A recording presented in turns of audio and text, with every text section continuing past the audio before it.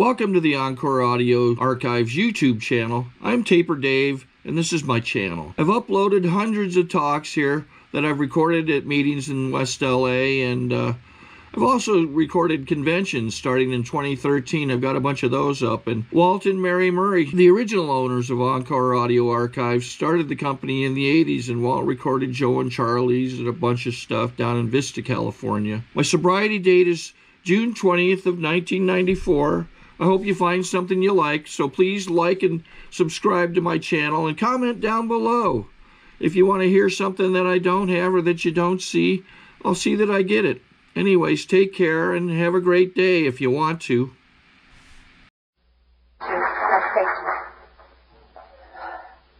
Well, it's me, and I made it. Monday it was touch and go. My doctor yesterday told me that I could come today, so I'm here with the approval of my physician, but he says I'm going to have to rest, so if I just nod off, y'all know what's happening.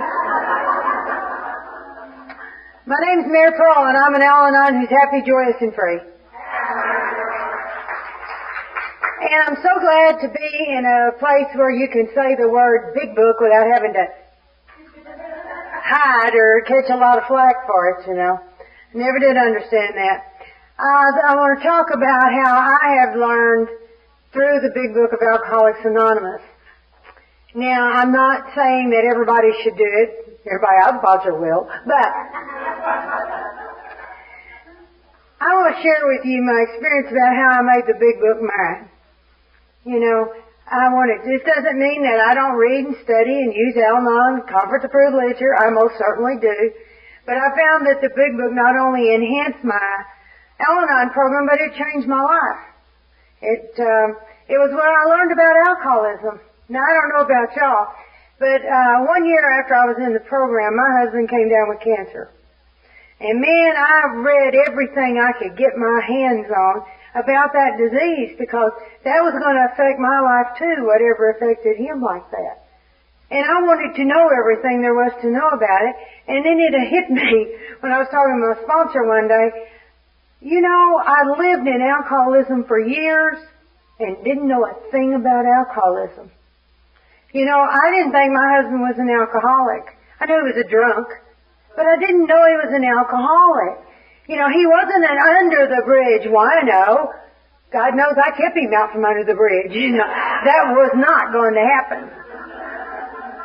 And I thought that, you know, like a lot of people have preconceived ideas of what an alcoholic is supposed to look like, or what the disease is supposed to be about, and I didn't have a clue. And I heard over and over in Alanon that alcoholism is a family disease. Well, if alcoholism is a family disease, why wouldn't you study the textbook on alcoholism? Because obviously you have it too, you know. Now, I can remember the first time I read the big book and I thought, God, he needs to do this and this and this and this and this. And I think that's probably why some people are against, especially, you know, without a little guidance, someone reading the book. But just like everything else, I mean, who among us did not go to an open AA meeting hearing something go, and give them the old elbow, you know. It's like, did you get that? Did you get that? And I know I remember one of the first things that I saw in the big book that really turned me on, where it says, sobriety is not enough. I'm like, that's it! You owe me more than just being sober. You owe me a lot, you know. And then I went on and I read a little further, and I found out there were some things that I was going to have to do too. But I received my first big book on my birthday over 23 years ago. And it was during this time that my sponsor's husband, who some of y'all have met over the years as he's gone around with this other gentleman, and they have shared about the big book all over the world. And so I learned when in their living room, sitting there listening to Joe and Charlie talk about the big book, back and forth, and asking questions and reading and going back and back. And what I found was after a period of time, I read the book, I saw me on those pages instead of my husband. It finally had sunk in that this was not just for the alcoholic, but this was the family disease of alcoholism. And other than the allergy to alcohol, I don't see that there's very much difference in us. Because what do you get when you sober up an alcoholic? get a screaming Alanon. I mean, that's the deal. You know, their problems are going to be the same as our problems. They're going to have to learn to live life on life's terms without drinking. And I'm going to have to learn to live life on life's terms without using the alcoholic as an excuse for everything. Because, you know, anything that went wrong in my life was his fault. I was always lily white, pure, self-righteous, you know, arrogant, smug, self-righteous, and dominating, I think it says in our literature, you know. And that was true. That was true. But I didn't understand it. Now, my home group, we have a big book study every Monday night at 6:30. It was done through the tradition on each one of us can do whatever we want to do, the autonomy. And so we've been having this big book study since January of 1989. And I get real tickled because when we have some people in the other fellowship will come and join us. And when they come in there, it scares them. It scares them to go into a group of people who know more about the book than they do. You know. But then also, we tell them from the get-go that in this meeting, you don't share as an alcoholic. You share from the Alanon standpoint. And so we don't share. We don't talk about the alcoholic. We read from the book, and then we go, now how do you relate to that? You know, what does that say to you? And when they try to get off on drinking, we say, hey, no drinking in here. We don't relate about drinking. Let's do thinking. You talk about drunk thinking, now we can go there. You know, we're the specialists in that. In our ODAT on July 21st, it says there's no rules or regulation, no management control. Nobody says you must do this or you may not do that. That is government by principles. And that's what we do. So that what binds us together is a common problem. You know, if we hadn't had alcoholism in our lives, we wouldn't all be here tonight. And so what binds us together is the solution, the common solution. And a lot of our stuff in our Alanon literature came straight out of the big book. Word for word. And our welcome, although you may not like all of us, you'll come to love us in a very special way. The way we already love you. Talk with each other, reason things out. This is direct quote from the big book of Alcoholics Anonymous. And if you don't believe it, read it and you'll find it. I'm not going to tell you where either. Now, to me, the people that I've met who are really against us doing this haven't studied it themselves or haven't done it from the standpoint of how do I relate to the book. How do I? And I love it. The book even addresses this. It says there's a principle which is a bar against all information, which is proof against all arguments, and which cannot fail to keep a man in everlasting ignorance. And that principle is contempt prior to investigation. You know, that's one of my favorite sayings from the book. I have people I sponsor. In fact, I had this one little girl in Canada. And, you know, that's pretty remote out in Ontario. She lives out like y'all in the boonies, you know. So, you know, I mean, not knocking Amarillo, but, you know, y'all are way out here. And coming in, you know, I'm thinking, what the hell's out here? You know, I'm looking in the plane, and then I see, oh, well, there's a nightclub. There's somebody's joint. I saw that coming in. And then I found another so-and-so's place, and I said, they got drunks in this town. I can tell that. And if there's drunks in this town, there's crazies to match, and that's us. But this little old girl, she's up there in Canada, and so she eats 3 or 4 things. And I tell her, I said, Bonnie, why don't you try something different? And she said, well, I don't like it. I said, have you ever tried it? She said, no. I said, how do you know? I said, if you've never had anything but English peas, how the hell do you know you don't like green beans? I told that to a girl that I sponsored who didn't know how there was going to be life after her one and only love of life, too, you know. There's lots of others out there to try, you know. But that's contempt prior to investigation, when you know you don't like something, even though you've never done it. You know, now I've gotten into a lot of trouble because, you know, my drug of choice is adrenaline. That's what I learned in the book. And I'm an excitement junkie. And so I'll do anything. You know, if anybody says, you want to do this, you want to do that. Oh, hell yeah, I've never done that before. Now, I have got a little bit of sanity in step 2. I haven't done bungee jumping yet. But there may come a day when I'll go right over the edge. Who knows? Now, there's learning how to live life on life's terms is what the book is all about. And I found myself on the pages of that book. And a lot of my friends in AA tell me that I'm just 1 6-pack short of being an alcoholic. But that's not true, because beer's not my drug of choice, you know. I like vodka. Now, Why bother with beer? Just like they talk about the book, A Real Alcoholic. Well, with a real Alanon, the drug doesn't do for us what it does for other people. See, that's what makes an alcoholic. Alcohol does something different for an alcoholic. Guess what? Alcoholics do something different for me. It's the person who drinks it is what does something for me. Because that's exciting. Have you ever noticed so much excitement around alcoholics? Even though it's crazy and it's mad. I can remember one time I was over at the vice president's house. We were at a meeting. Not the vice president of my company. Don't even go there. I think vice says it all. Anyway, now, and we were all enjoying ourselves, I thought, and then I missed him. You know how that happens when you're at a party and there's alcohol and you miss them? And then I heard this strange little muted sound, and I look around, and he's inside the fireplace. He's got his head up the chimney. And he's saying, there's all sorts of little spiders and things in here. And it's like, oh, God. But I wouldn't trade those times for anything. Because that's when you have to be real creative, That really gets your juices flowing, You got to get them out of the fireplace where it doesn't look bad.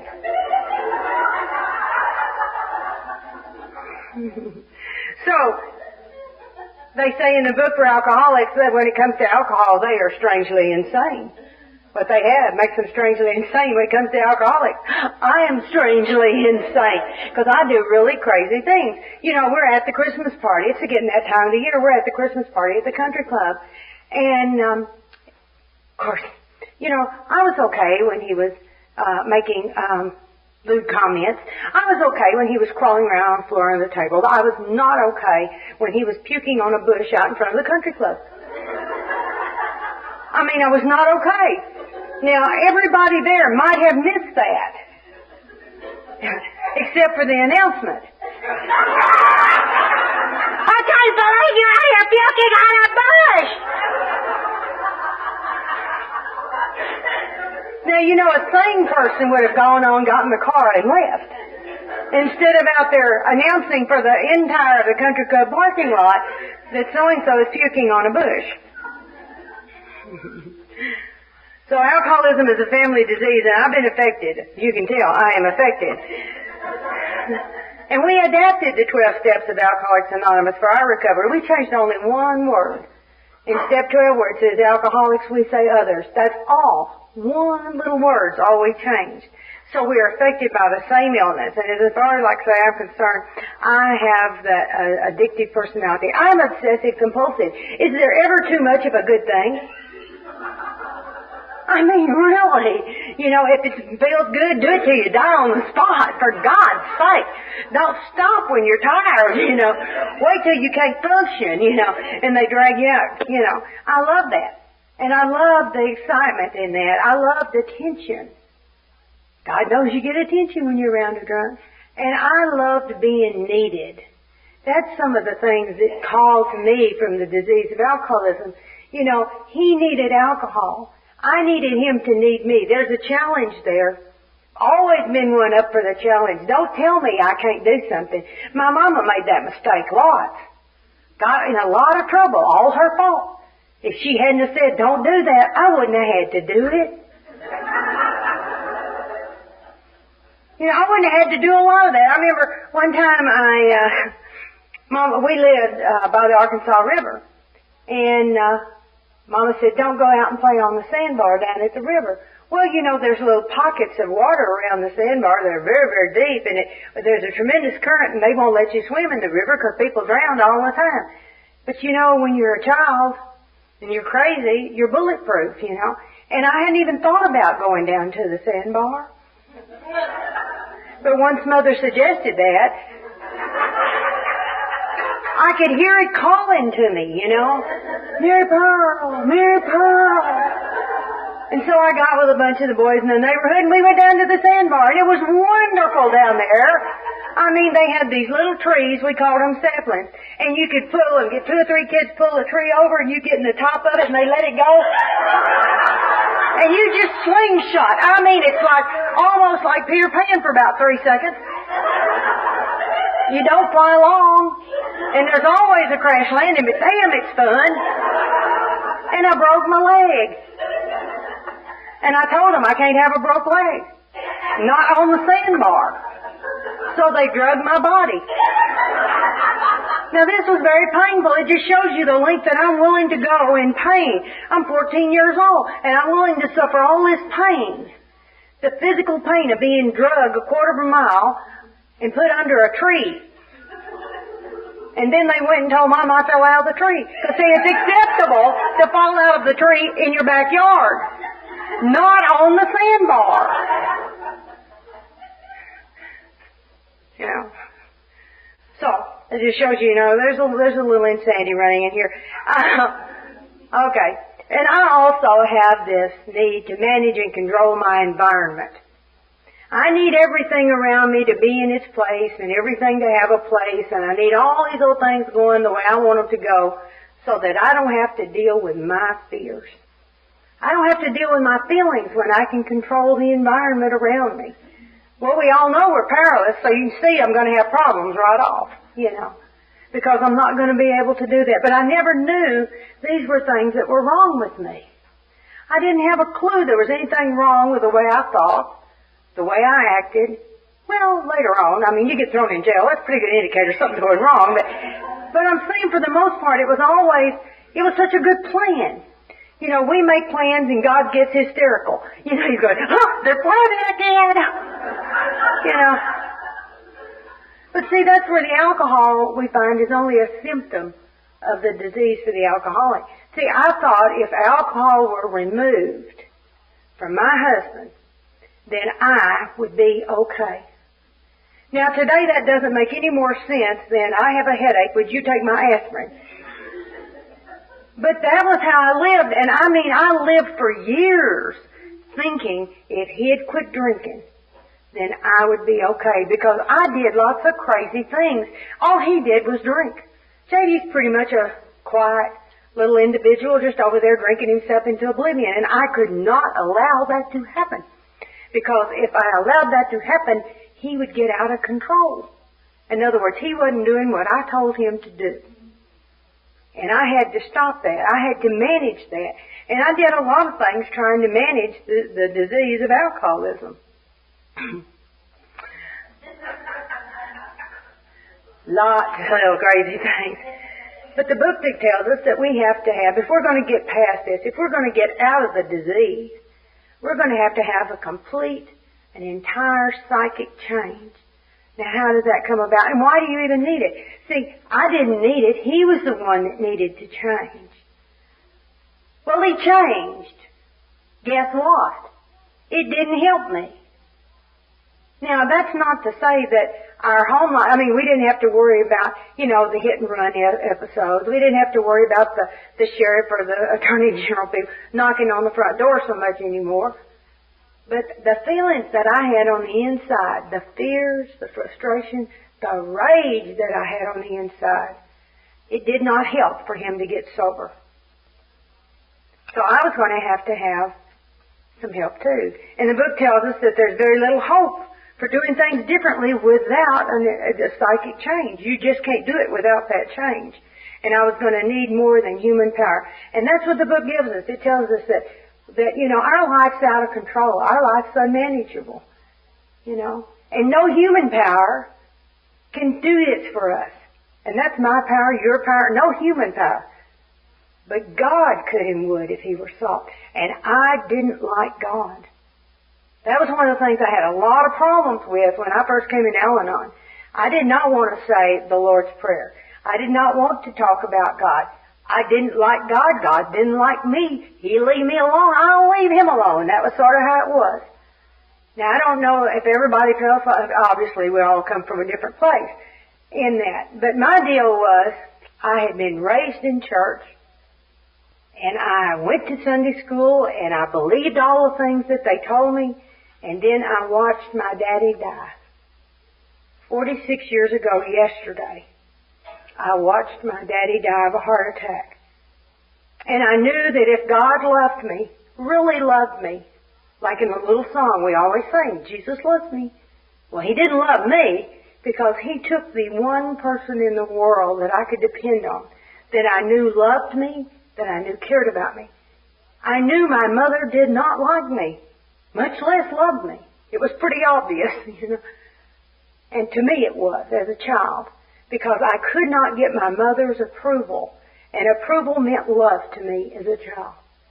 And so when I couldn't get approval, I did everything I could then to get disapproval, because I'll get attention whether I get approval or not.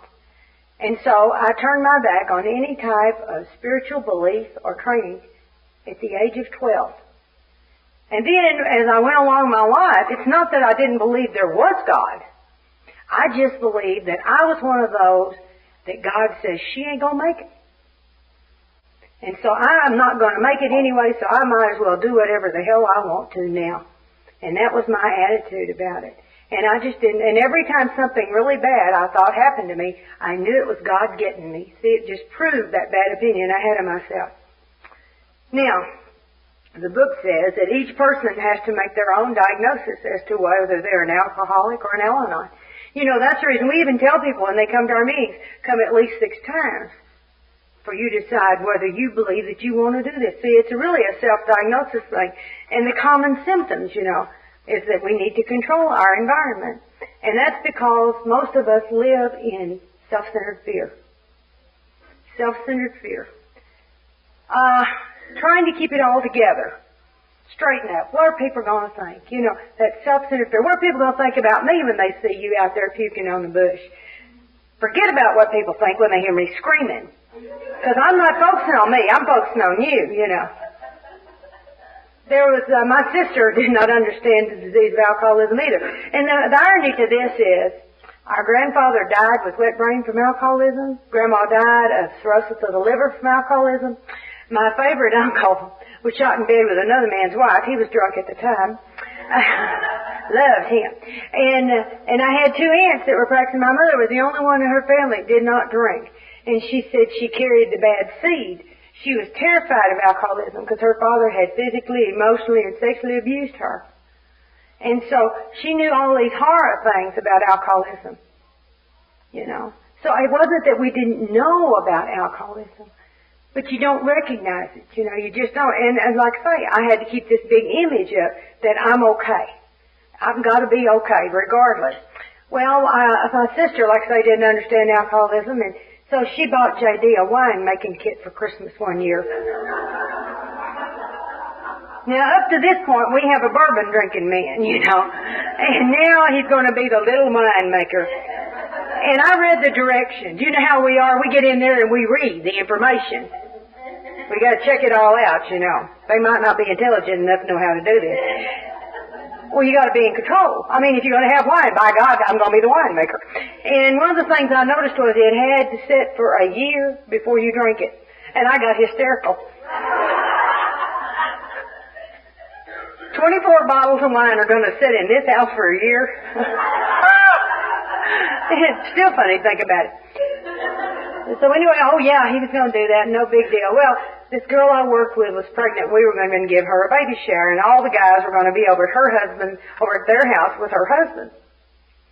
And so we lived in one town, and the shower was taking place in another. When I got in that evening from work, I went tearing in and went changing clothes and getting ready to go.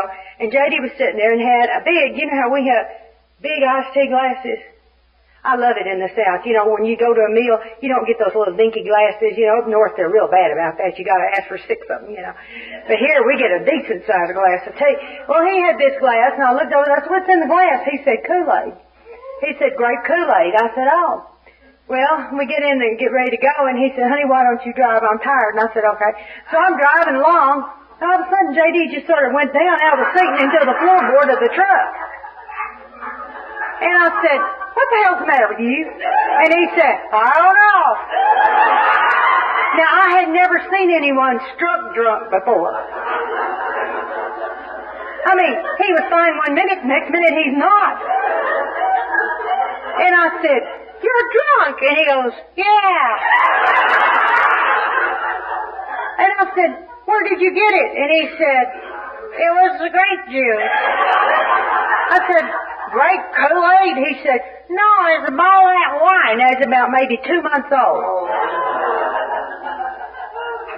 Well, I didn't know how crazy that stuff was going to make him, you know. And he's just laying there, and I didn't know how crazy it was going to make me either. And so I told him, I said, straighten up. Now, he is liquid. And he's going. And I'm going, this is not acceptable. Don't you embarrass me. I work with these people. And he said, I'll try. So he got himself up in the seat. He opened the door. He got out and did a triple flip right into a cactus garden. Well, he's wallowing around there in the cactus, screaming and hollering, we've arrived. Well, I get my girlfriend and we go over to this other place and I'm going, oh my God, and left him with the men. I'm thinking, they can take care of him, you know, they can pick all those little things out, whatever needs to be done. And when I got back, they were all just looking at me. And he was sitting there and they were playing cards. Now, half of his cards were facing the wrong way. Now, these are serious poker playing people.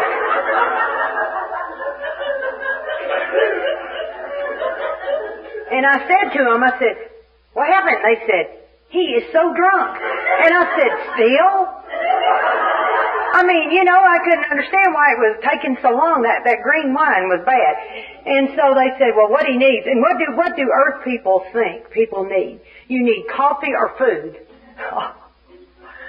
So they took him. They were afraid to leave him there. I was getting a little testy. And they took him and off they went to go to McDonald's. And they were gone for several hours.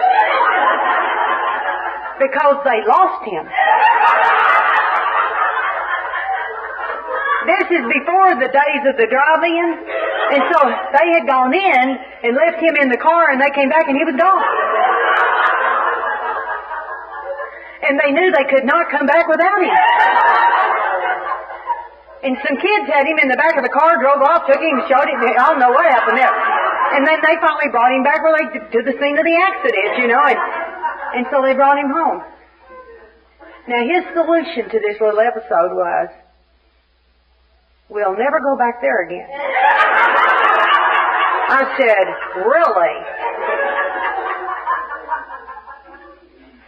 But I was a crazed person.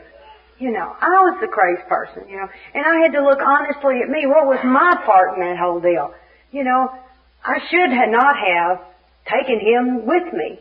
When he went down in the seat, I should have made a U-turn, been late going to this. But see, that never occurred to me. Good, logical thinking did not occur to me because my thinking was very, very sick. He had to be with me. It was very important for us to present a couple, but he had to be okay. And I would give him all this. And another year we were going back to the country club. I said, I just never learned. I kept going back, you know, doing the same thing, expecting something different all the time. And he was drunk before we left the house. And I said to him, I was just, you know, just chewing him out all the way there, and I rear-ended a car. Because I was telling him. And because there was so much alcohol on him, I had to take the sobriety field test.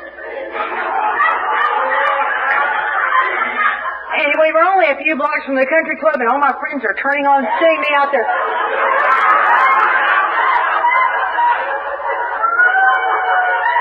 Just awful.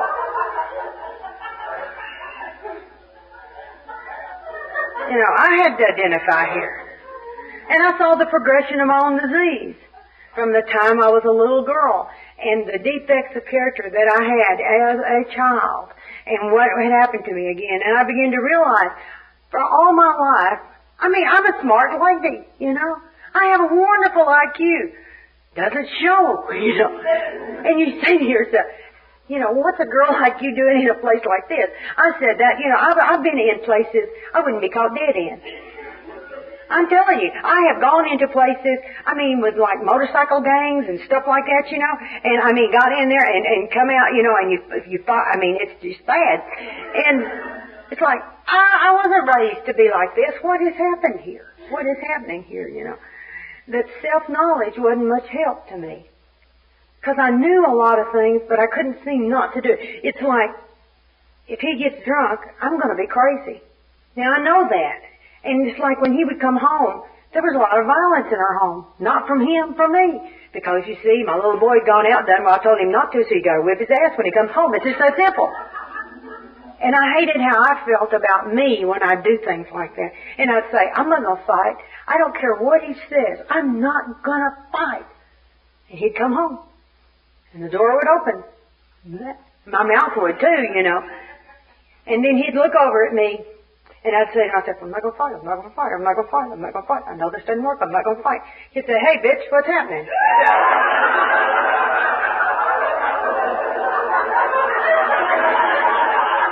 I'm not going to fight. I'm not going to fight. I'm not going to fight. I'm not going to fight. Hey, that woman. Oh, see, we know what to do. You know, and then I'd be just, yeah! And I'd fling on him, you know, and then pulverize him. You know, call me a bitch. Okay, I know that. Don't call me fat. That hurts my feelings. Why? I'm fat. That's why. Don't you hate it when people call it like it is? Blah! You know. That's the progression, you know. And thinking every time, this time it's going to be different. But nothing's different till somebody's different. And there wasn't anything different. I couldn't control my thinking. I couldn't control my mouth. I couldn't control my actions, my reactions. I mean, years and years, even before like the very first job I was on, I smarted off one day to the president of the company. Didn't seem like a big deal. I was on my lunch hour. I mean, my free time, you know, I was sitting there talking to the switchboard operator, and he said, don't you have something to do? And I said, not on my lunch hour. Well, that cost me my job. Not that day, not that week, but that smart aleck comment cost me that job down the line. Because, you see, I was a smart aleck. And I call myself quick-wit. Isn't that funny how you put such a good label on a bad action, you know, so that because I couldn't be wrong. When I got in Alanon, the very first speaker that I ever heard was a lady from Oklahoma. Her name was Ramona. A lot of y'all may have been blessed enough to know her. And she talked about giving me her God. That's what she'd say. She'd say, I'd give you my God. But if I did, then I'd take away the joy you find in your own. And I'd say, that's okay. Because I've always wanted the easier, softer way. I want to do it quick, fast. You know, do something even if it's wrong. I didn't have a clue how to find my higher power. And I'd been so closed-minded about all that God stuff all my years. And I just knew if God loved me, He wouldn't have taken Daddy away. Now, I didn't quit going to church because Mama made me. It was real funny. I've always been a night person up until this year. And we lived next to a railroad track. We always laughed about we lived on the right side of the track. The train still knocks the buildings apart no matter which side you live on. And Mama would come in and she'd say, get up, it's time to get up, it's time to get ready. And I'd say, okay, and then I'd just lay there. Now, I'd done this from the time I was in the first grade school. I'm the kind that, you know, she'd just throw me out of the bed, drag me down. I never ate breakfast, and who could have time? I'd rather sleep, because I don't want to be up in the mornings. And so this Sunday, Mama's telling me, get out of bed, get out of bed. She said, God's going to get you one of these days. God's going to get you. And so I'm laying there in bed, and all of a sudden I hear this. And I look up, and all these little cracks are forming over my head. See, we had real plaster. And I jumped up out of bed, ran in the hall, and the ceiling of my room fell in. I said, okay, I'm going. You know. I heard things there, though, that you're guilty if you think it, much less do it. Oh, well. You know, I knew I was a goner, so I just said to heck with it, you know.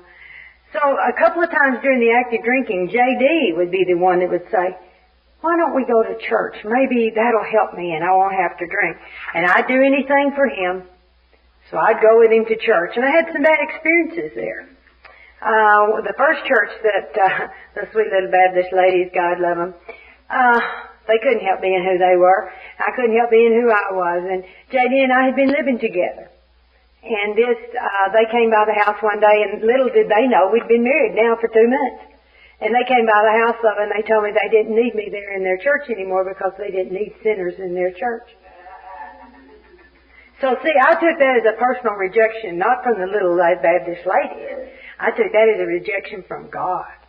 God didn't want me. And so then about 6-7 years later, JD's making another approach to this time he's going to a Methodist church and he wants me to go.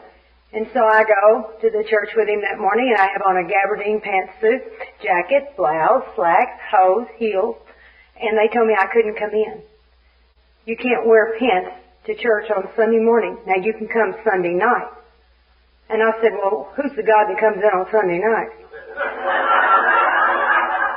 So there's that smart mouth again, you know, and it's like they embarrass me, so what do? My mouth comes out, you know, and it embarrassed me. So I said, I'm just never going to go back. So one more time I took it as a rejection from God, not from the little old ladies there at the church. And the old ideas have to be defeated. You have to get rid of an old idea before you can have a new idea. And I found out you don't have to like something to accept it. Once you accept it, it loses its power over you. And this continues to be a process. Like, if you think that I stand before you today, a shadow of my former self, because I got up one morning and said, gee, I think I'll lose 100 pounds. That was not the case. That was not the case. A year ago, yesterday, 45 years to the day Daddy died, my sister died in my car with me. And I rushed her to the hospital, and I had her to the doctor that morning. And as I was coming back, I had gone to the drugstore to get her a prescription. And when I came out, she choked a couple of times, and then her chest quit moving. And it was in bumper-to-bumper traffic in front of the biggest mall we have in Arkansas. And I got her to the hospital, but she went without oxygen for 12 minutes. And they were able to revive Dorothy, but Dorothy is no longer with me. My sister, as I knew her, will never be the same. And the doctor told me I started shaking, and I couldn't quit shaking for days. And he said, I think you need to be seen. And they found out I have a heart condition. So here was I in one hospital having a heart catheterization, and here's Dorothy in another one in ICU, and JD's going back and forth between the two. Because, you see, that's all the natural family I have, is my sister and she, me. So, anyway, I found out that you can follow the doctor's orders and do what he tells you to do in order to get the results you want. And that's what I learned in the book. You don't have to like it to accept it. You just, by God, do it. And so I did exactly what they told me to do. He told me I was borderline diabetic, and my sister's being diabetic was what put her in the condition she was in. She had kidney failure. So when the doctor told me I have a kidney infection this weekend, that got my attention, y'all. But anyway, I went ahead and I did exactly what he said to do, and as a result, 2 weeks ago my doctor released me, the heart doctor, and said that I'm fine. I'm released for a year. I'm no longer borderline diabetic. All of that has self-corrected itself. And I've been on high blood pressure medication since I was 30, and I'll no longer have high blood pressure. If anything, it's low. Can you believe it? So you see, I get the benefits because why? Did I want to do it? No. Did I like doing it? No. Did I enjoy telling myself no? No. Did I cheat? No. And that was the discipline that I learned from working the program. That was the discipline. That's acceptance. You have to accept the reality. And I had to accept the reality of the situation I was in and then do what I was told to do. And that's what the book is about. Accept the reality of alcoholism in your life. Acceptance comes hard for me. I don't know about y'all, but it has to get my attention. I fight stuff and not realizing I'm fighting stuff. I don't know if y'all do this or not. I had my best example of this in a long time is I don't like cats. I'll just start off with that. I don't like cats. My sister had a cat one time that jumped on me. I had to have 16 stitches. I don't trust cats. Don't like cats. They're sneaky little varmints, Dog at least will bark, before he attacks. But a cat just gets you. And I planted this beautiful flower bed. I worked on it. You know how we are. We never do anything a little bit. And so I went out there and I planted this flower bed that goes across the whole front of my house. And it's a free-form flower bed. And I went to the quarry and I got my rocks. one at a time, picking them out so they all be the same size. I got these New Mexico White River rocks. And I got all these wonderful rocks, and I lined them up in this little freeform out there across the quarry because I had made me a template so I'd know exactly where I'd have one rock too many and not one rock too few. And so I've got all my rocks lined up. Took an entire day. Not that I'm a perfectionist or anything. Went back home and I put those in. I put big elephant ears across the front of the house, and then around this border I put hostas. A variegated hosta, a plain. A variegated, a plain, you know. Now they're all perfect. And in between, there's 15 foot. Impatiens. 17 flats of impatiens. Never do anything a little bit, you know. And guess what? Now, you're going to let them grow. And they get out there and they start coming up. Well, you water them. Now, the instructions on the little thing of Miracle Grow, I got Miracle Grow because you know those commercials where you see the guy say, I got a 50-pound tomato here, use Miracle Grow. I thought Miracle Grow is what I need. So, it says once a month to water with Miracle Grow. Well, if once a month is good, once a week is better.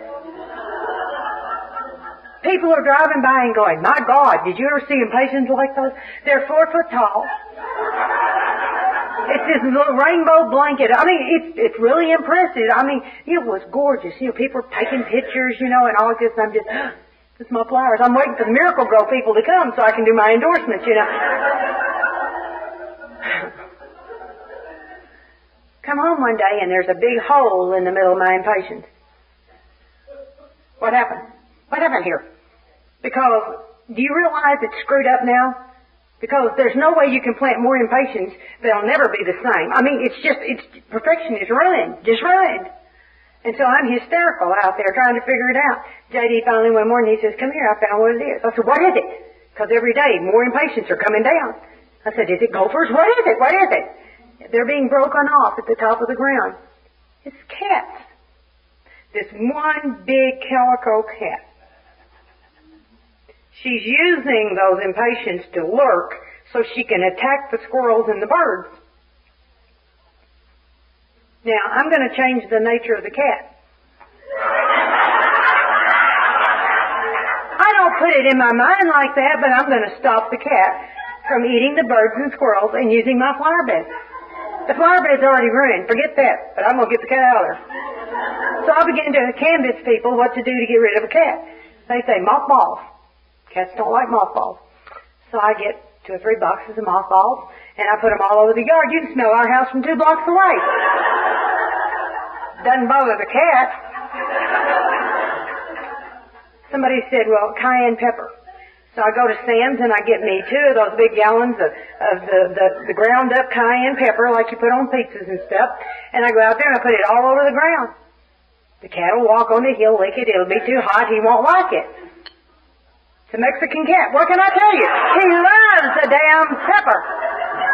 I don't understand, you know. I moved the bird feeder. You know, I'm doing everything I can out there. And then finally I said, okay, that's it. I can't handle it. I've got a air rifle. A little Crossman pellet gun type thing. So I declared war. And so I would watch out the front window and I'd see the cat. And then I'd lurk out on the porch and I'd pump up my gun, pumped it up about 3 times, beat it in and wow! And the cat goes, meow! But the cat came back. So I pumped it up 6 times. And I beat in on the cat and shoot him again in the butt and he goes, meow! But he comes back. I have an alley cat now. He's doing the same thing, expecting something different. So now I'm mad. I pumped that gun up to 10. And I am working now. And so every time I go out, the cat's doing like this, and I'm doing like this. And I see him out there, and so I take a beat on him, and I shot. And just as I shot, he jumped over the fence, and I knocked a hole in the neighbor's house. Not good. So spring the next year comes around, and I'm back buying impatiens. I'm going to do the same thing, expecting something different. And sure enough, I watered it with Miracle Grow, got it all pretty, and guess what? The cat came back. The cat came back. And I am just hysterical. I'm out there and I have asked all these things. I've gone to the pet stores. I've got all this cat repellent. I've done everything. And he said, so finally I decide he has to die. I have a 38.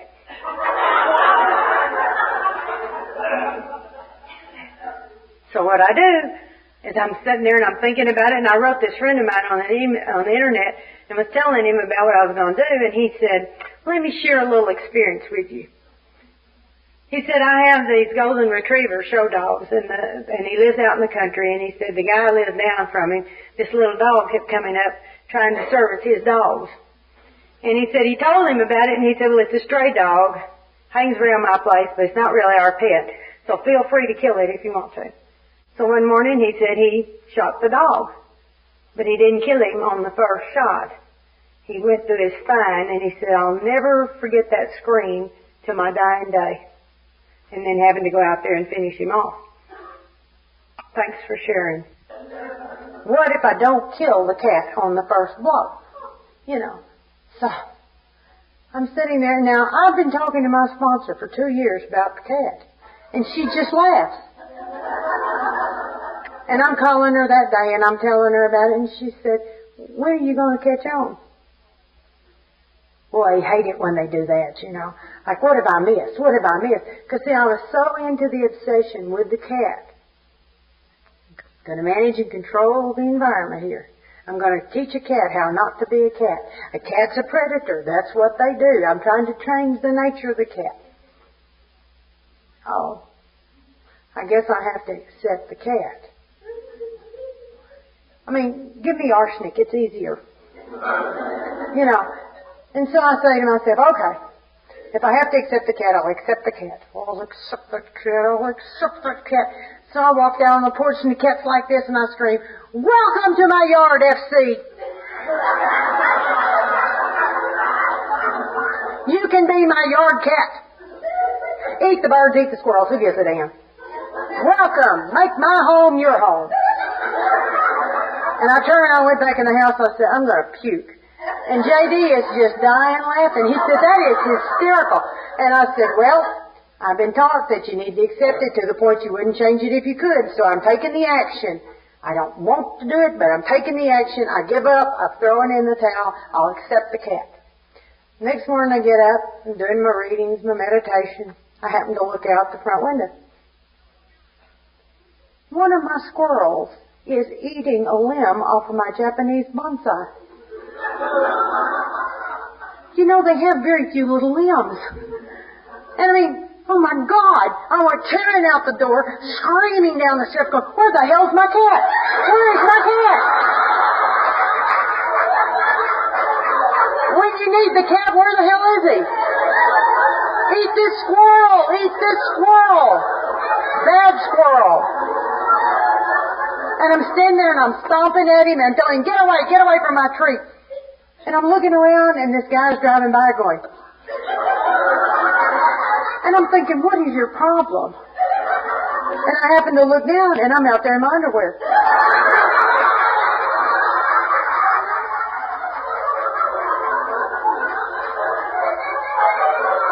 Now I don't know where the cat is. I've never seen it since. And my sponsor says that's God's way of saying once you accept it, it can go away. You know. But then I couldn't let it go. I drove around for weeks looking for my cat. I was afraid something had happened to the cat. Well, after all, he was my cat down here.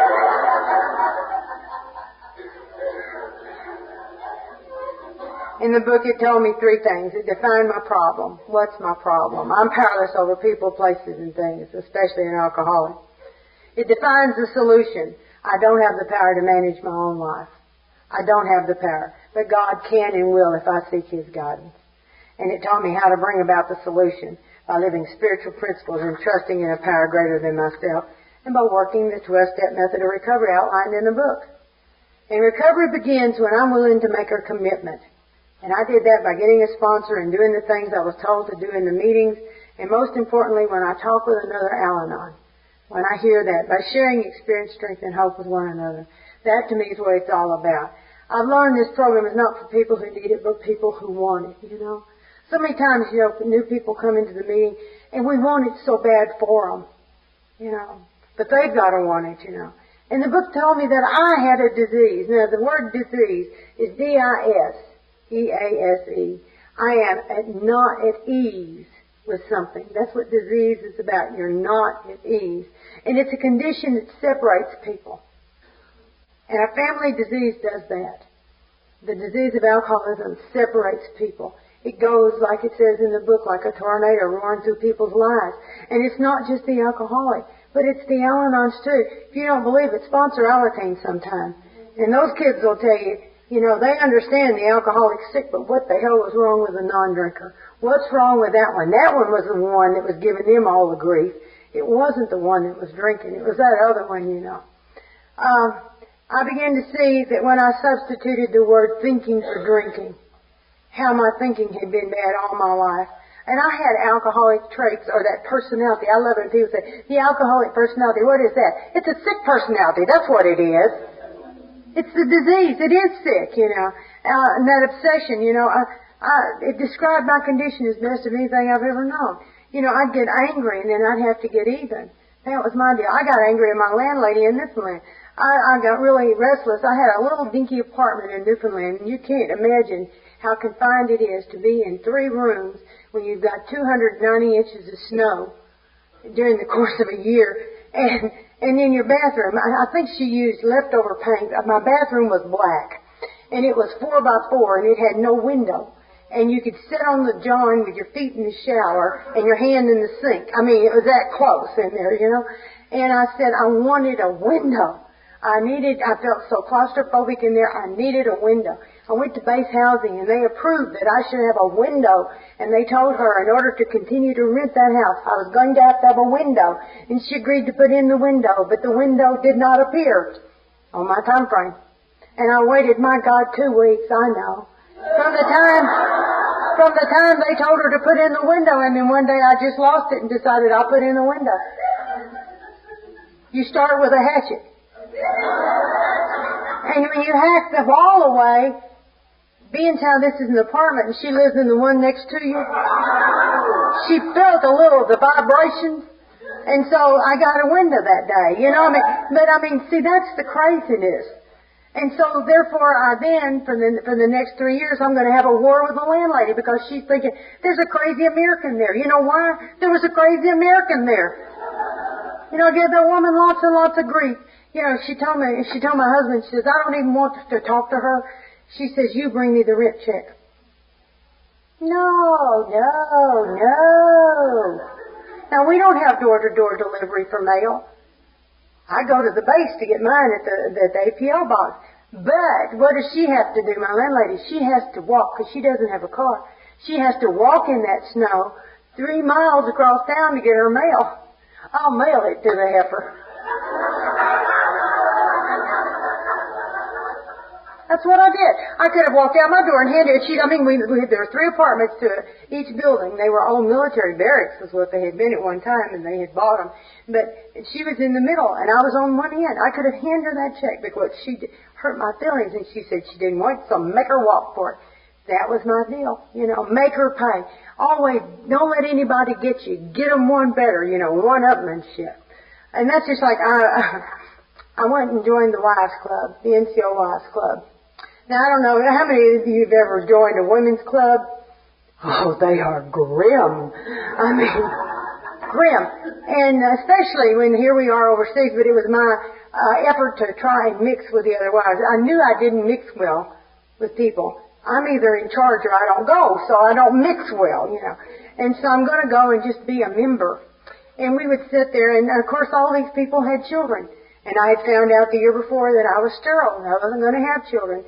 And I didn't deal with those feelings. What feeling? I had a great feeling of loss, and I felt very inadequate as a woman. I had a lot of bad feelings about that, but I just didn't. I honor those feelings. And so what I determined was, I didn't like you that had kids, because look at your kids. you know. And today that could be a really good excuse for birth control. I've seen a lot of kids that would make poster children for birth control, but, you know, but it wasn't so bad back in the early 60s like that. And so here I was, and I went to the club, and I don't think people pay attention when they talk about their kids at what other people say. All they want to do is tell you about theirs. Because everybody was sharing about their kids.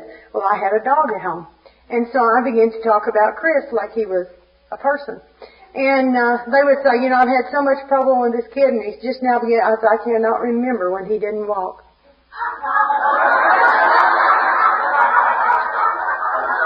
And they go, oh, and just go right on with a thing like that.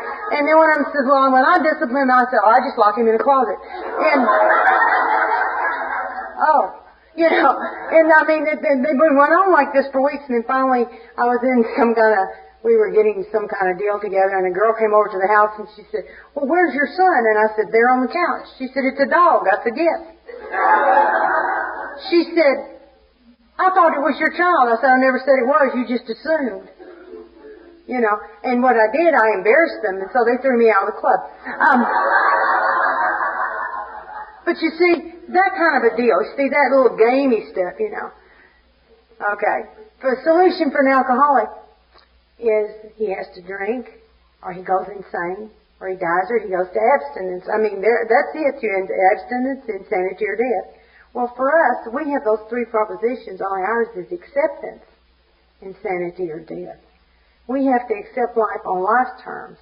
And the allergy to the alcohol, and remember, an allergy is an abnormal reaction to something. Well, don't we act a little abnormal sometimes? Don't we react a little, you know? And I'm crazy. I have lots of allergies. Always have all my life. But I have created some for myself. And I didn't know you could do that. That's like an alcoholic. You know, some of them say they're alcoholic from the first drink. Others say I drank for a long time, then I became allergic to alcohol. Well, I was that way with tangerines. Now, I love tangerines. It's my favorite fruit, especially this time of the year. They're so good, you know, get tangerines. But I can't eat tangerines because I abuse tangerines. I'm a tangerine abuser. Now, I didn't know that about me, but see, they're little. And so I would tell myself, you can eat 3 to be the size of an orange. And so I would eat 3. Well, I bought 4 dozen one weekend, and by Sunday night I was griping to J.D. about where were the tangerines, and he said, look in the trash. He said, there's a bunch of peelings and seeds in the trash. And I said, so?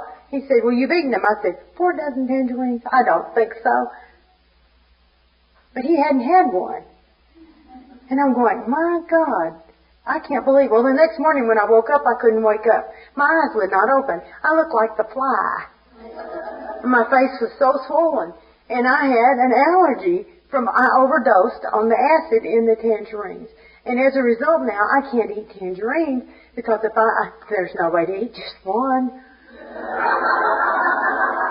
And, you know, if I could eat just one, it might be all right. But I'd have to have that 2 or 3 because, see, they're small.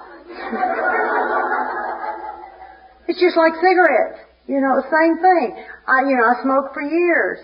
And then, you know, today I'll think, boy, wouldn't a cigarette taste good after a meal?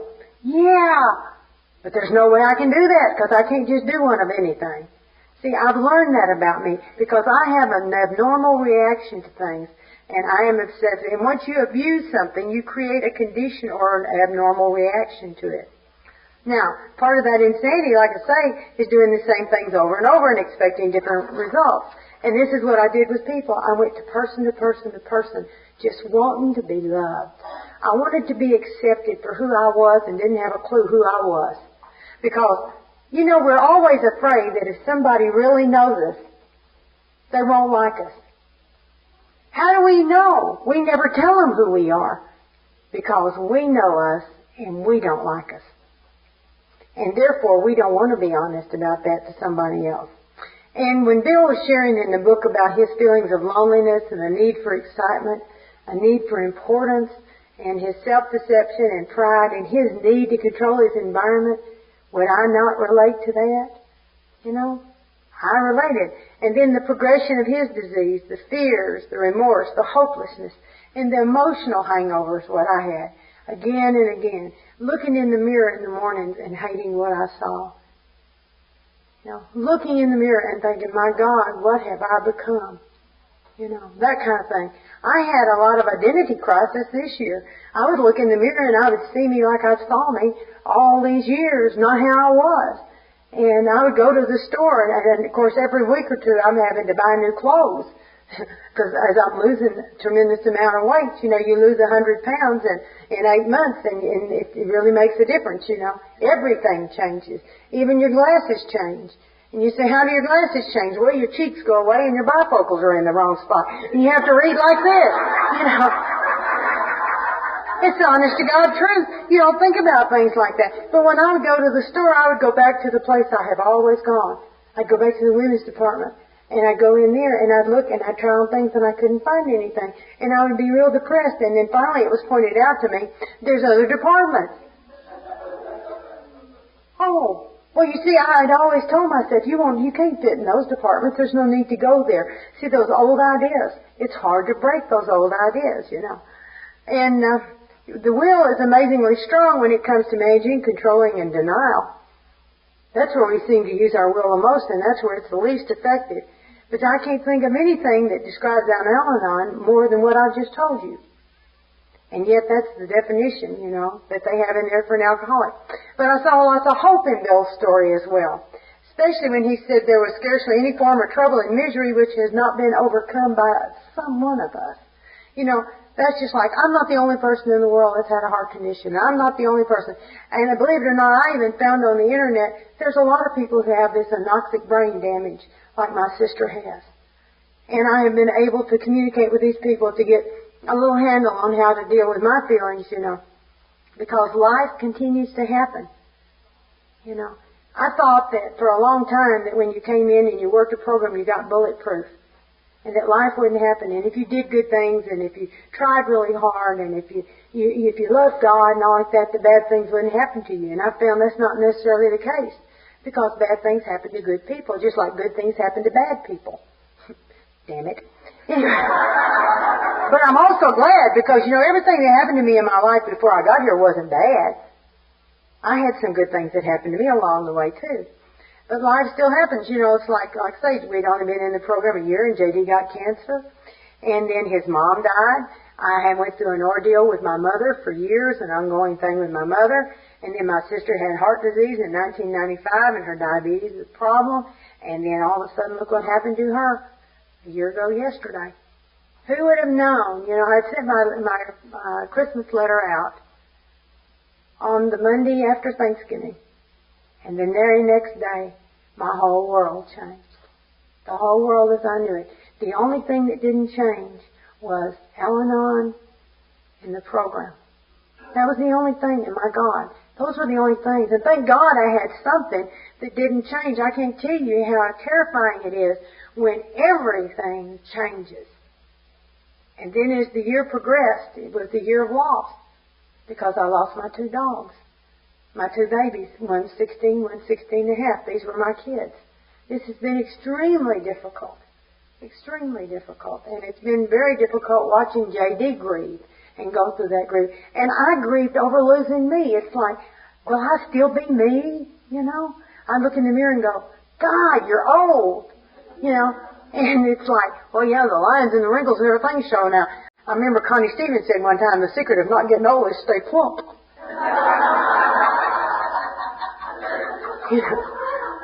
Oh, well, you know. But I have to tell you that there's been a certain amount of ha with some of the people that have told me about my weight all these years that now I'm smaller than they are. You know, I got to be honest about that. But I've had the health problems too. You know, and I told my doctor, I said, if I'm in such great damn health, why am I falling apart? And he said, well, you've abused your body for a long time. And he said, there's sometimes things that it would have happened anyway. And see, my mind is, well, if you lose weight and you get thin, then everything. Because see, don't you know, thin people never have any problems. Yeah. Okay. Okay. And it talks about we are people who would not usually mix. And isn't that the truth? I mean, In my own family, you know, when I was growing up, my mother's family and my brother's son and his children and all of those, I looked around one day and I thought, you know, I feel like I'm in from another planet. I wouldn't have chosen any of those people to be in my life, so help me. You know, friends you get to choose. Family you just are stuck with, you know.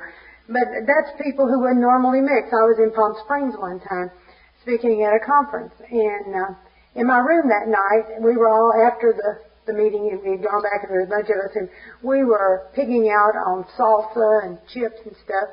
And in my room was a man and his wife from Denmark. There was a girl who said that she was a whore. She was from Mexico. And I said, that's good. Thanks for sharing. And I was dressed like Cleopatra.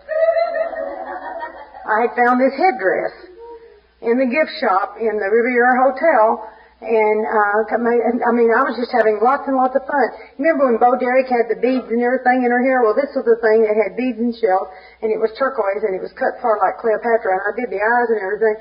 And when I talked, I thought this, and when I stepped out of the room, see, I'd gone Hollywood. For God's sake, I'm in California. I'm going to go Hollywood. And so I step out of my room, and the lady across the hall steps out of the room, and she goes, that is a statement of personal freedom. And something inside says, you've overshot the runway. Isn't it funny how you always know when you've gone over the end of the runway? It's like when you see the barrier lights going and you're going, oh, I've been here before. What happened here, you know?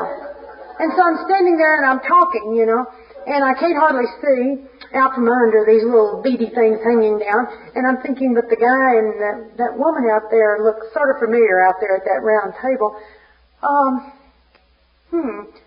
But I kept on, you know, because, you know, you go a lot, you meet a lot of different people, and then in a few minutes it sort of came to me that there were people standing around that looked funny standing around, and I looked out and I go, oh my God, it's the president and his wife, and I'm here like an idiot looking like Cleopatra, you know, they thought it was fun. They don't have to live with me, you know. But these are people who would not normally mix, you know. I mean, really, you know. But it's the solution that binds us together. And it tells you in the book, sobriety is a beginning. It's just a beginning. And see, it's his beginning. The sobriety is his beginning. It was not my beginning. My beginning had to come much later because I had to hit a bottom. I had to get where I was willing to do the deal and not just go with him to the meetings. I loved going to the AA meetings. I want to tell you, when I first came in, it was more fun to go to AA than Alanon. You know, I always tell them, you know, those little thin-lipped cookie-baking bitches, you know. I was young. They were old, for God's sake. They must have been 40. They weren't laughing. They weren't having fun in Alanon like they were having fun in AA. You go to an AA meeting, there was always lots of laughter. And I really gravitated toward that laughter, you know. But it took me back, you see. I thought my goal was to get him sober, and once he was sober, to keep him sober. That's what I thought the goal was. But it wasn't. That's his. His sobriety has nothing to do with me. Absolutely nothing. I can't get him sober. I can't make him drunk. You know? Now, we can make it hard as heck on somebody that's struggling. We can just absolutely do that. But we are not responsible for what we do, you know. The main problem is in our mind. Oh, there we are. We don't know why we do the things we do. How many times have you thought, why did I do that? Why did I say, why didn't I keep my mouth shut?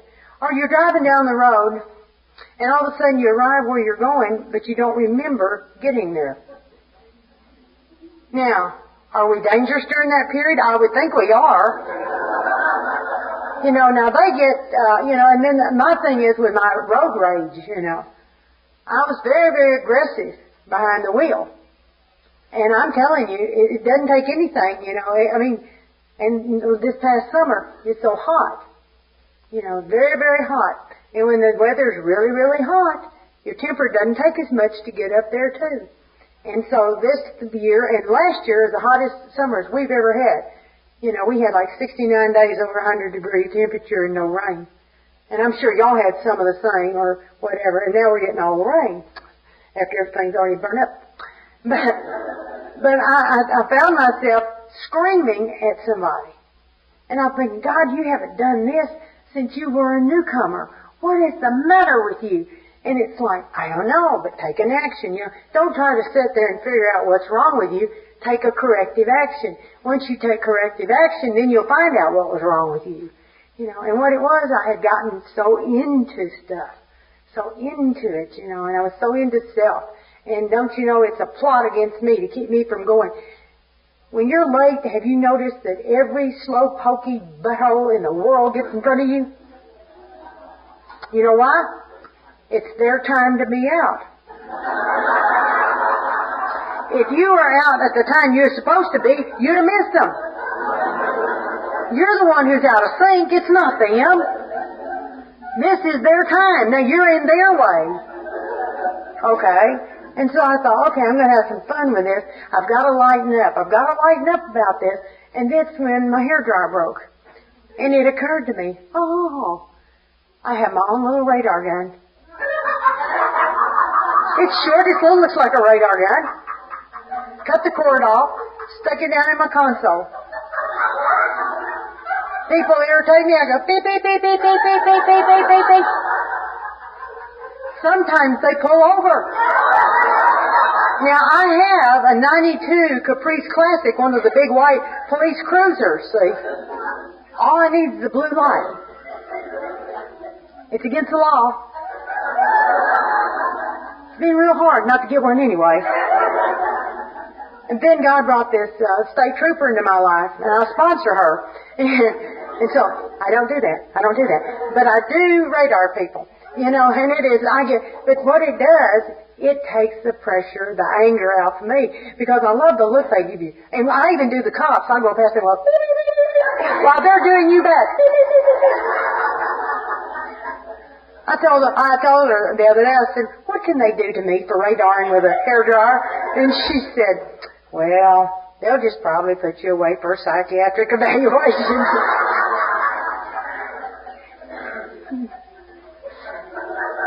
It talks about it in the big book. That very same thing only talks about jaywalking. You ever read the book where it talks about jaywalking? You know, I used men, credit cards, relationships instead of the jaywalking, but it was all the same, you know. You know, there's a story about, you know, you go down the street and you fall in the hole. So you pick yourself up and you go down the street and you fall in the hole. And you pick yourself up and you go down the street and you look for the hole and you fall in the hole, but at least you know the hole is there. And you keep doing this, and then all of a sudden one day you think, oh, I go down the street and I know the hole's there and I go around the hole. But the day you get well is the day you go down another street. Instead of keep going back to that known deal, you know. And that's what I did all my life. And in order to overcome that, I had to have that power greater than myself working in my life. I had to have God doing for me what I couldn't do for myself. And there's times I have no mental defense against thinking. Something happens, and immediately you play an old tape. This is just like, and then all of a sudden you go back, you pick up those old feelings, you bring them into the right now, and now you've really exaggerated the situation that's happened now because it has nothing to do there. It's just that old tape, you know, and that refeeling of that resentment or whatever, and it just all comes flooding back. And you have no mental defense against that. So your defense has to come from a power greater than you. It has to. You see, your mind's a dangerous neighborhood. Don't go in alone. And my sponsor tells me all the time, your thinking's broken. Try not to use it so much. But you get exact directions for recovery. Not theories, not maybe, but specific things to do and not to do. You know, it's a manual for living life on life's terms, and it challenges you.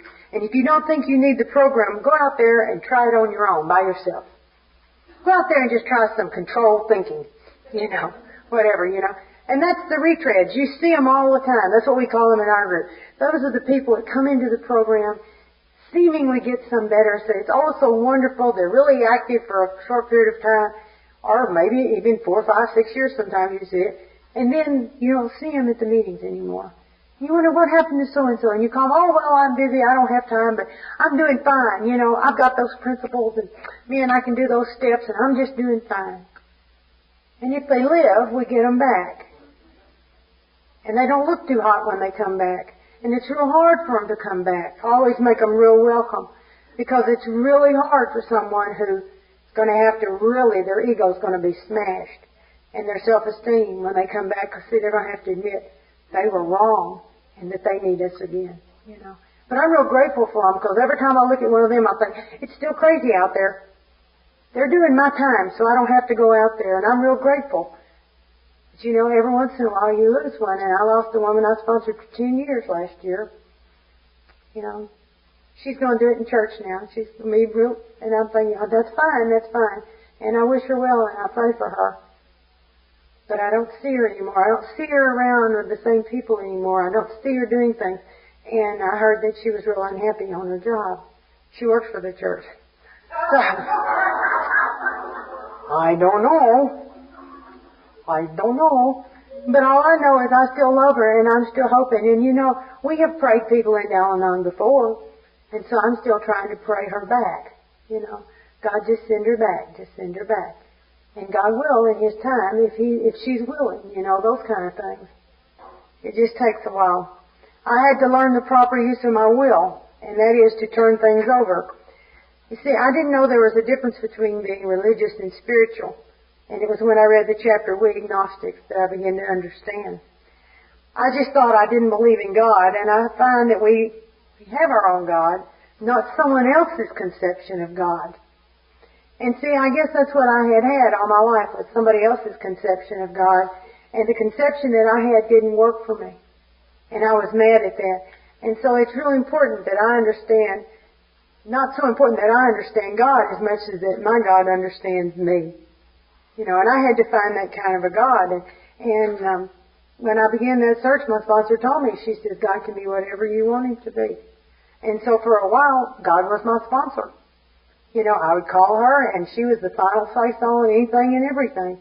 I still call her, and I would weigh very much what she says.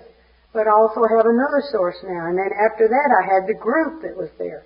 And I could ask, you know, because two minds, of course, when you put too many Alanon minds together, you see this at district and area, and, you know, when you get too many, it's always funny, you know, how many people here have been to an area assembly? Or a district meeting, you know, you can spend 3 hours deciding over which side of the room is going to be smoking, the other one's non-smoking. It's always been a source of amusement to me.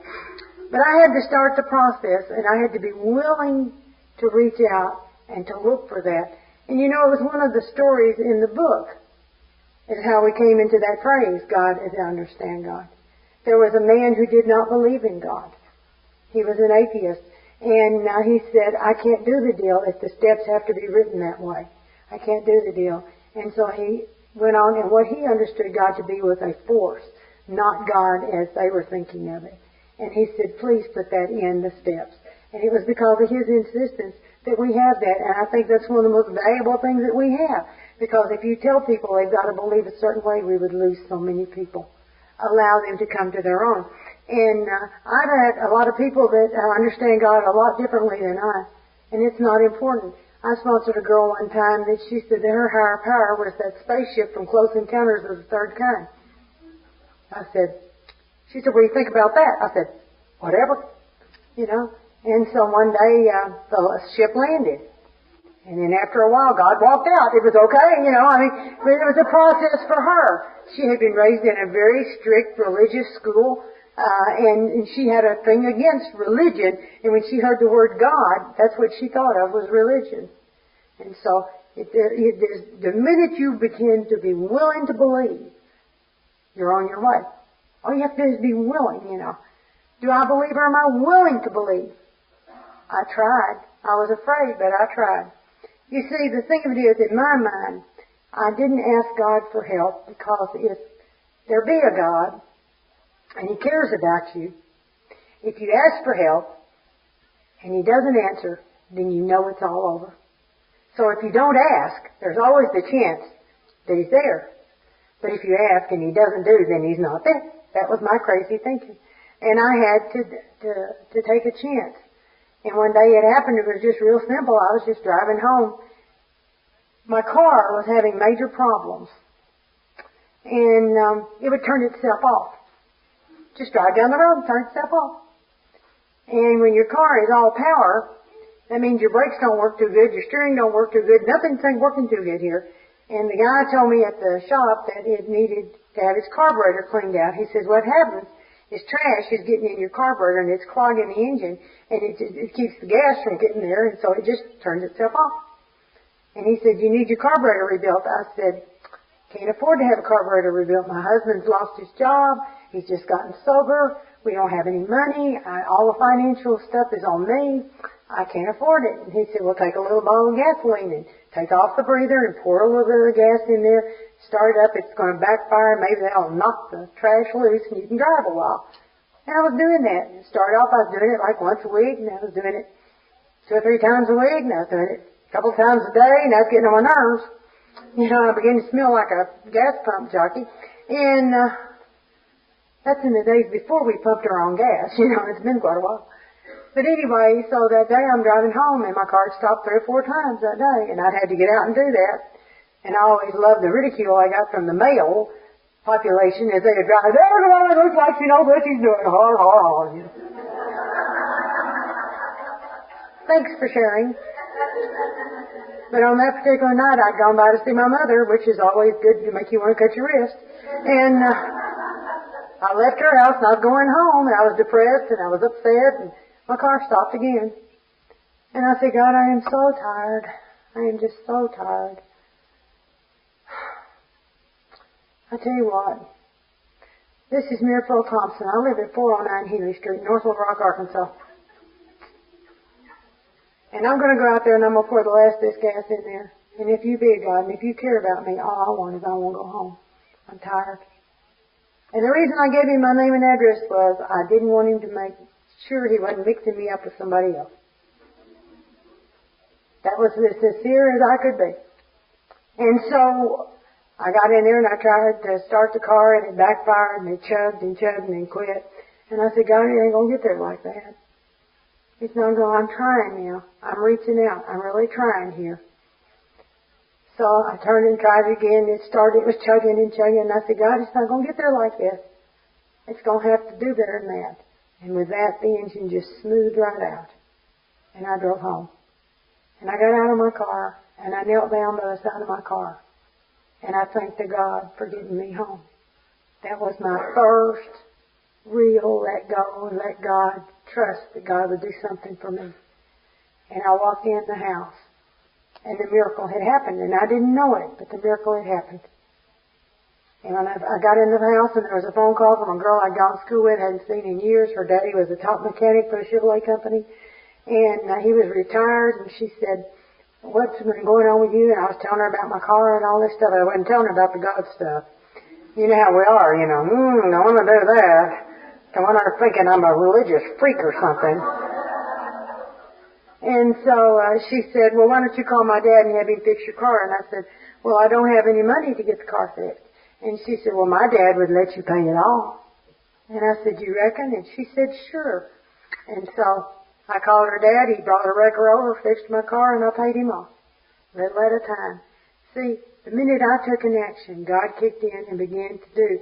Now, God had been doing it in my life all along, but I wasn't aware of it. I wasn't aware because, see, I wasn't ever giving God my cooperation. It makes a difference. See, faith to me is sort of like having muscles. Muscles are there in your arms and your legs and what have you, but they don't do you much good if you don't exercise them because they're not strong enough to do a lot. But the more you exercise them, the more they're there and the stronger they get. And in the very beginning, God did a lot of really neat things. Not that God doesn't do neat things now. But I was in such a God awareness mode, and it was so new. And it's like God had to do something for me every day or two. I'd forget that God was doing stuff for me. You know, now I have faith. I believe it's going to happen. And I can wait in the process. Before, if I said I was going to go and let God, I said, okay, God, get ready. Here it comes, because I'm going to give it to you. But you better do something with it quick. So if you don't, I'm going to take it back. Because that was the best I could do. And when I heard people sharing what God did for them, what they couldn't do for themselves, and I began to be willing that God would believe, I began to believe that God would do those things for me, then my awareness began to change.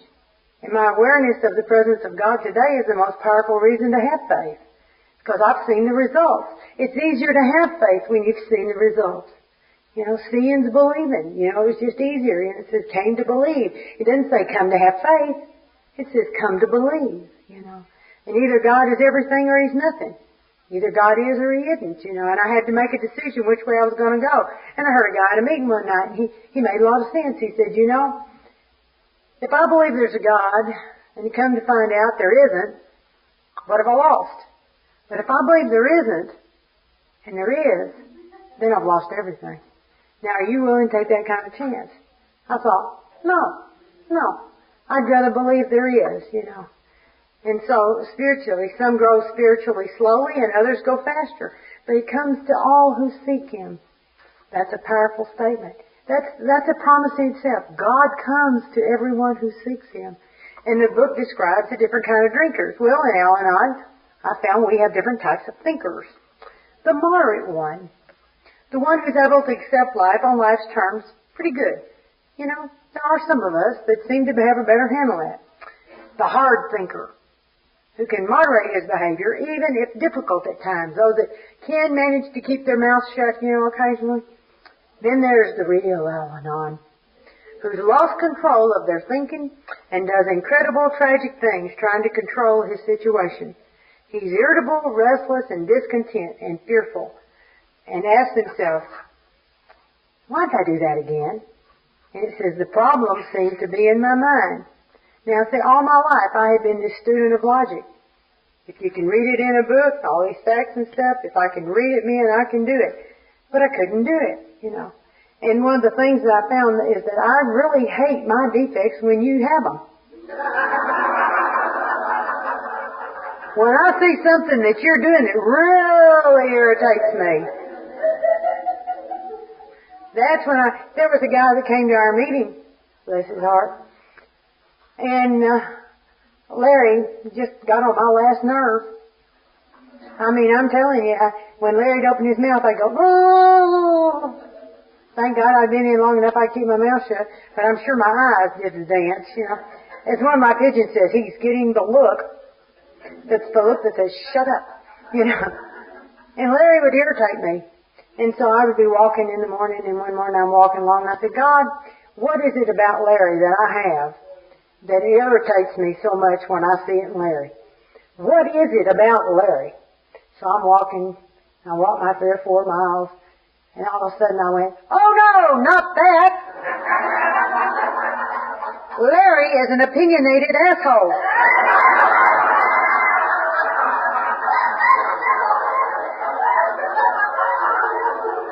Oh no, not that one.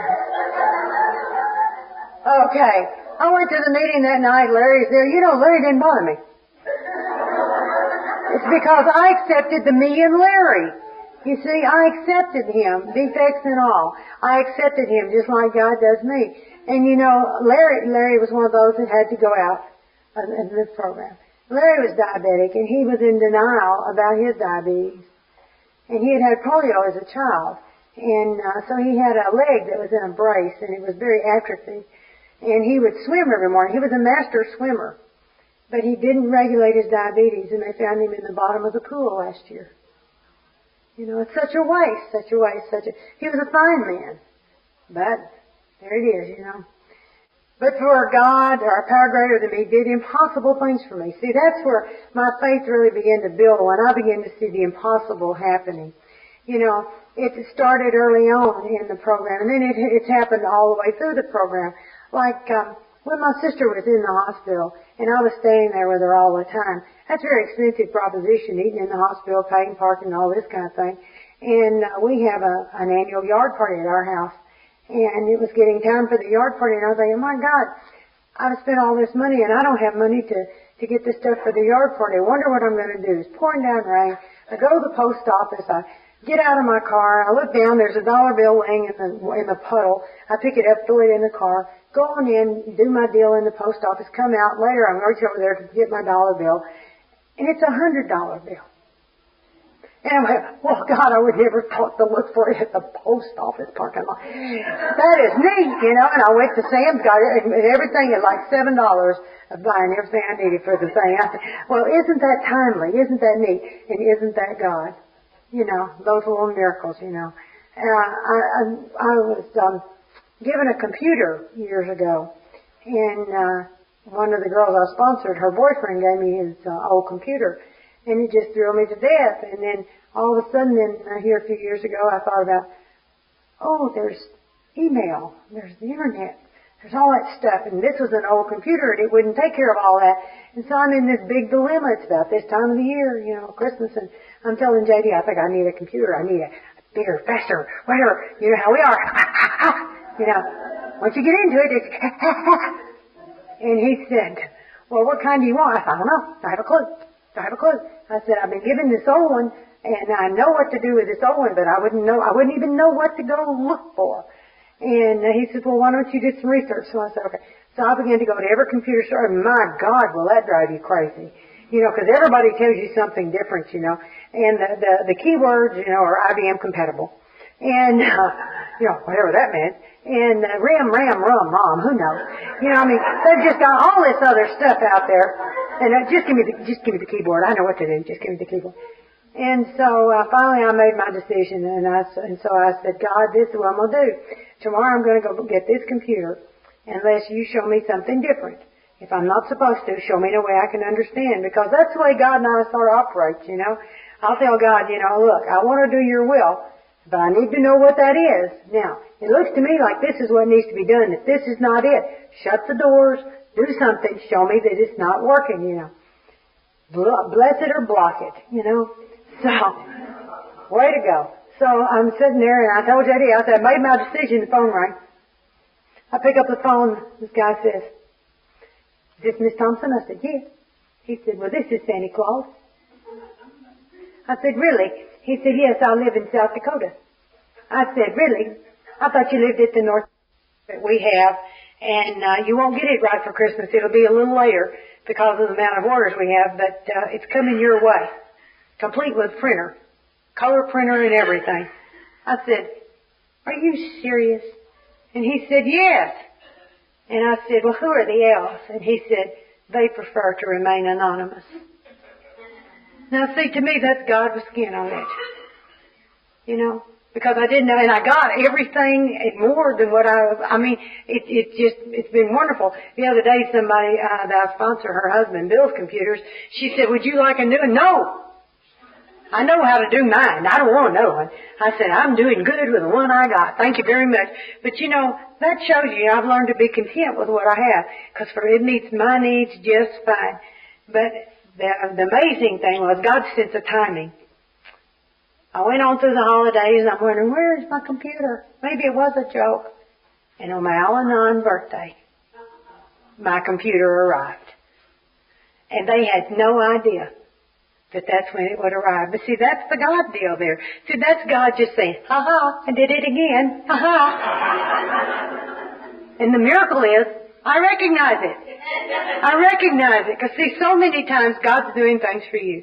That's just like, somebody has said to me, well, what has been good that's come out of this deal with your sister? And I said, well, one of the first things that I saw was when I was in the hospital and laying there and scared to death while they're running these wires and stuff through your body, I said, I realized that not knowing I had a heart condition, I could have been out flying down Marilla sometime and crapped out and never knew why. You know, I couldn't have taken that thing. And to show you, my heart doctor a couple of weeks ago says, you're doing great. You're doing great. I'm doing normal EKGs, and that's really pretty good when you consider I failed the stress test, the nuclear test, and all the other tests. But I'm doing really good. I just wish I felt better. But the thing about it is, I began to trust. I could be calm in an emergency, and if you don't think I can trust, leave home when you don't feel good during this particular week. That's not a good week for our family. See, that's the trust. You know, you have to trust that God's going to get you there, going to take care of you while you're here, and going to get you back home safely again. You have to trust. I could be sane and courteous. I could be a good driver again, you know. I could trust God with my finances. That was really difficult. I don't know why anybody could have handled it better than I did. Isn't that funny? You know, God has never run up a credit card as far as I know. Can you hear God saying, well, I've maxed out. Let's see what she does with that. You know. But I found that I could trust God to take care of my loved ones because I'm here. They're there, you know. It's a change. And another thing I found out, I'm a talker. Y'all would never know that. But I've learned to be a good listener.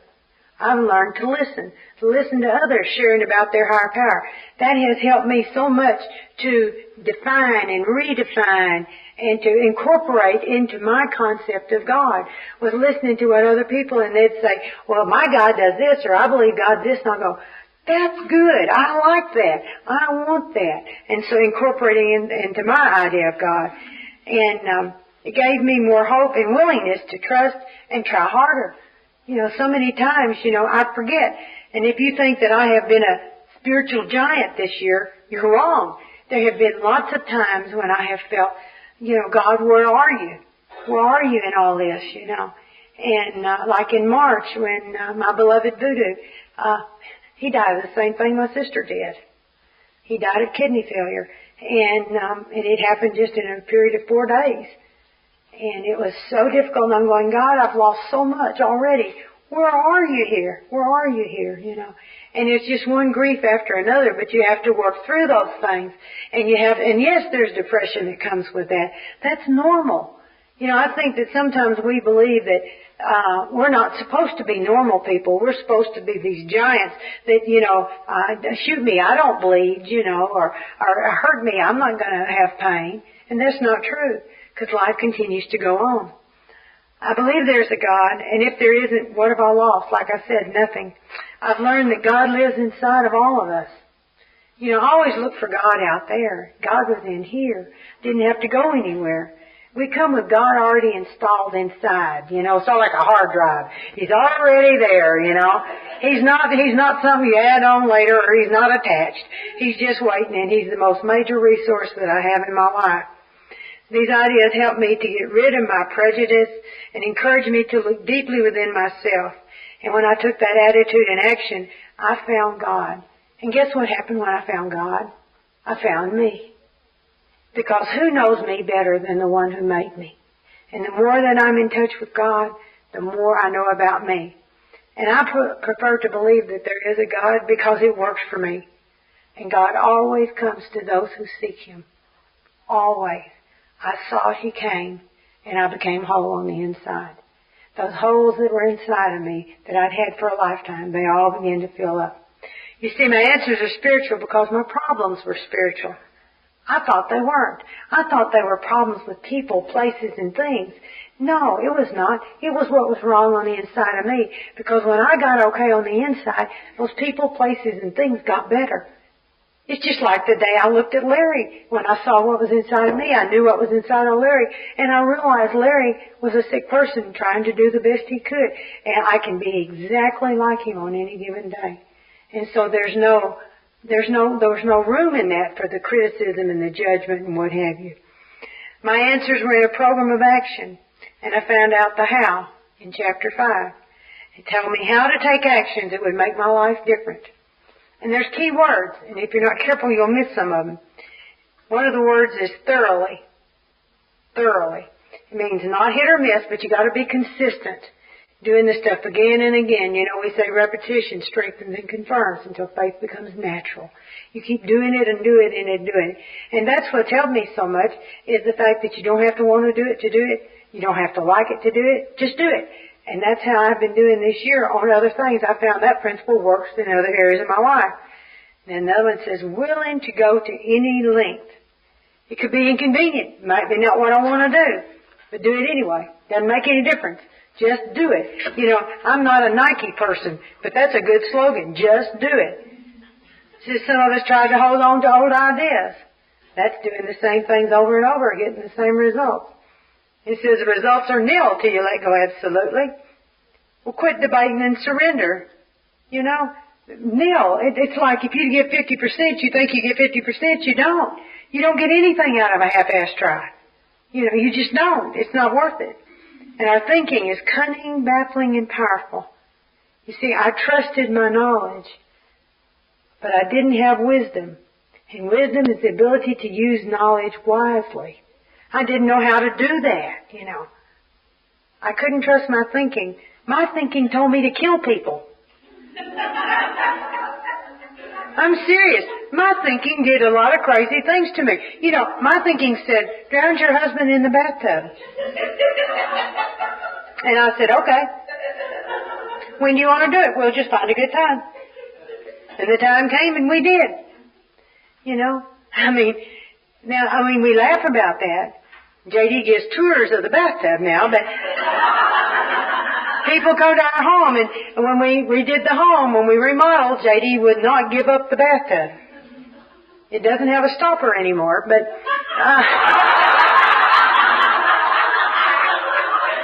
he'll say, y'all want to see where she drowned me?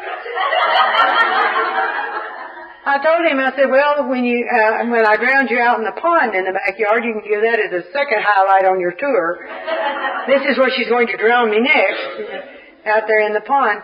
We had a lot of fun with the pond. But my thinking is, like I say, it's cunning, baffling, and powerful. And the thing that motivates my thinking into that is that fear. I didn't realize how fear-based I was. I was afraid of anything and everything. I was afraid I wasn't going to get my way. I wasn't going to get enough. It wasn't going to be the way I wanted it. And how I want it today may not be how I want it tonight. I can be that wishy-washy. How many times, my sponsor had me do a gratitude list, be grateful for what I had. One time she said, make a list of the things that you're grateful you don't have.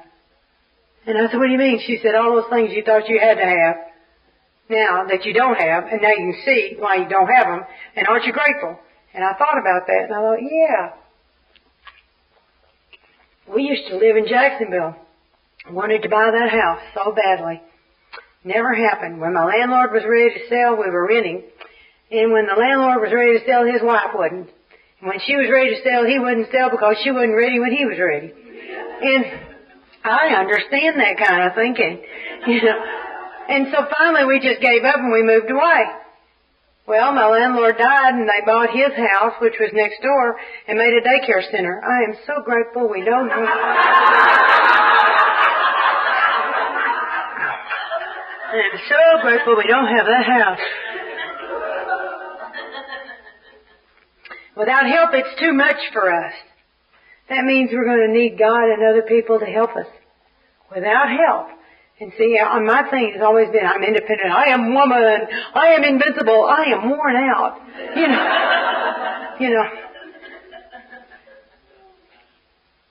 And since my thinking was sick, I had to accept those proposals.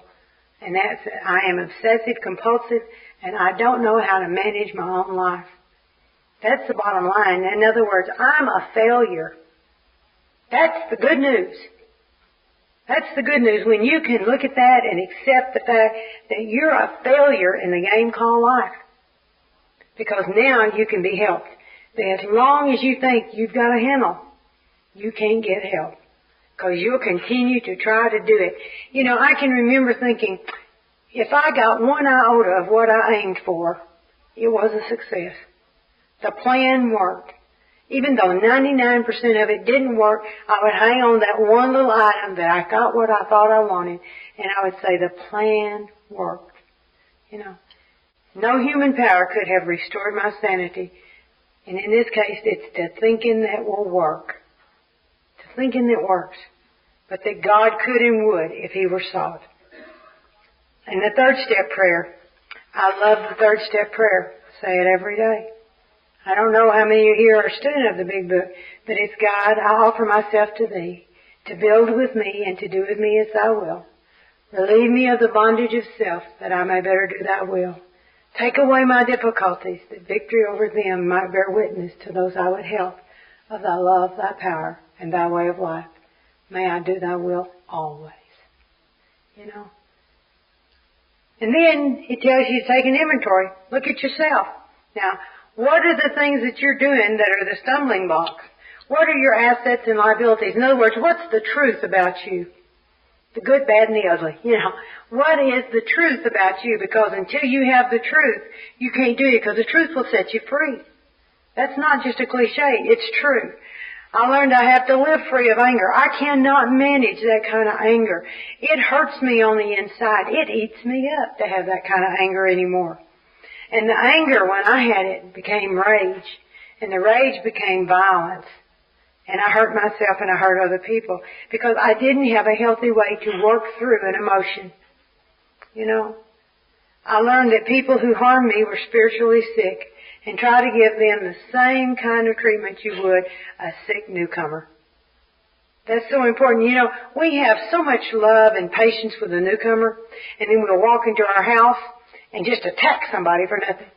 We forget that they're sick. You know, most of us are doing the best we can for where we are on any given day.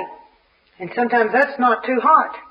You know, when I'm not good on the inside, when I'm not together with God, then it's going to reflect on the outside. You know, you just can't hide that anymore.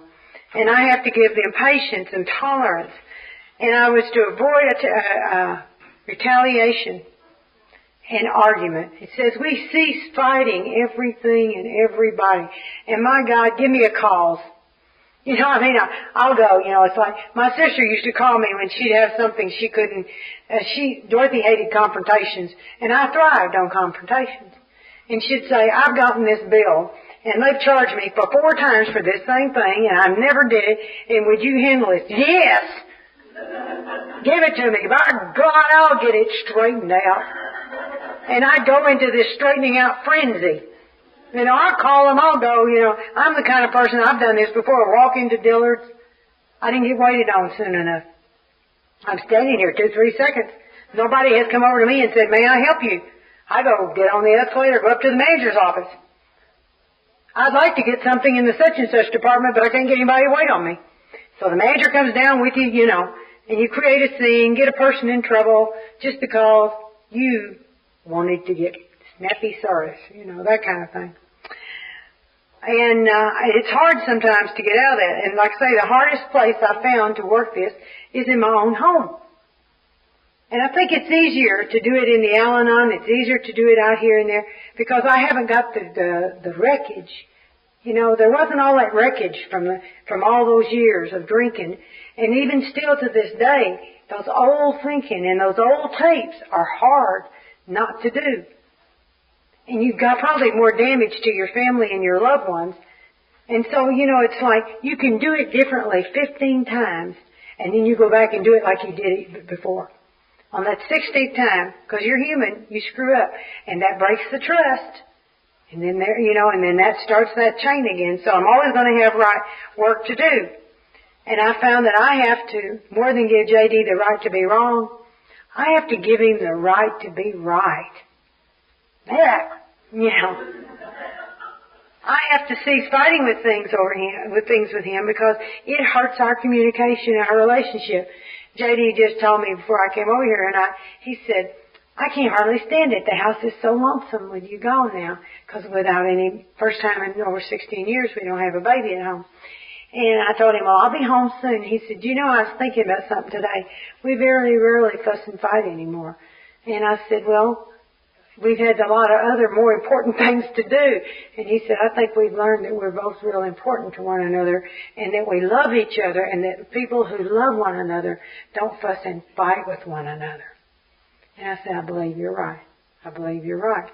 Because, you know, one of the biggest fights that I had with him was over that water garden that he loved.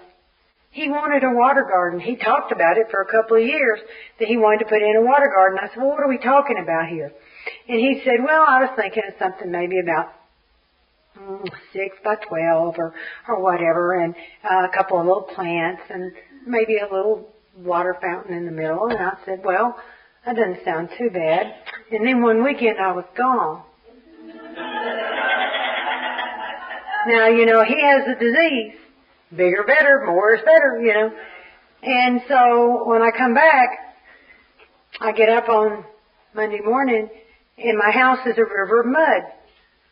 And I'm going, where'd all this dirt come from? I mean, there's literal mud all in my house. Now, it was raining, But where was the mud coming from? Well, it was coming from the dogs going in and out the pet door, but where were the dogs getting in the dirt? And I went out, and there was a swimming pool in the backyard.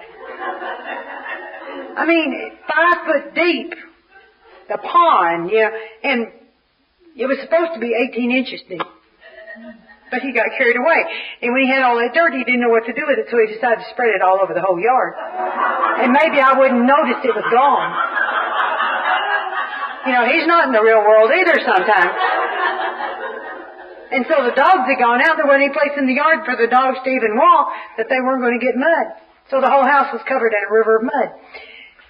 And I had just had the house, the professional cleaners come in with the carpet and the furniture and all like that, at Christmas, and this was February. And so I just went ballistic. And so I'm going to kill him, I'm going to kill him, I'm going to kill him, I'm going to kill him, I'm going to kill him. And so I called my sponsor, and she said, we've been here before.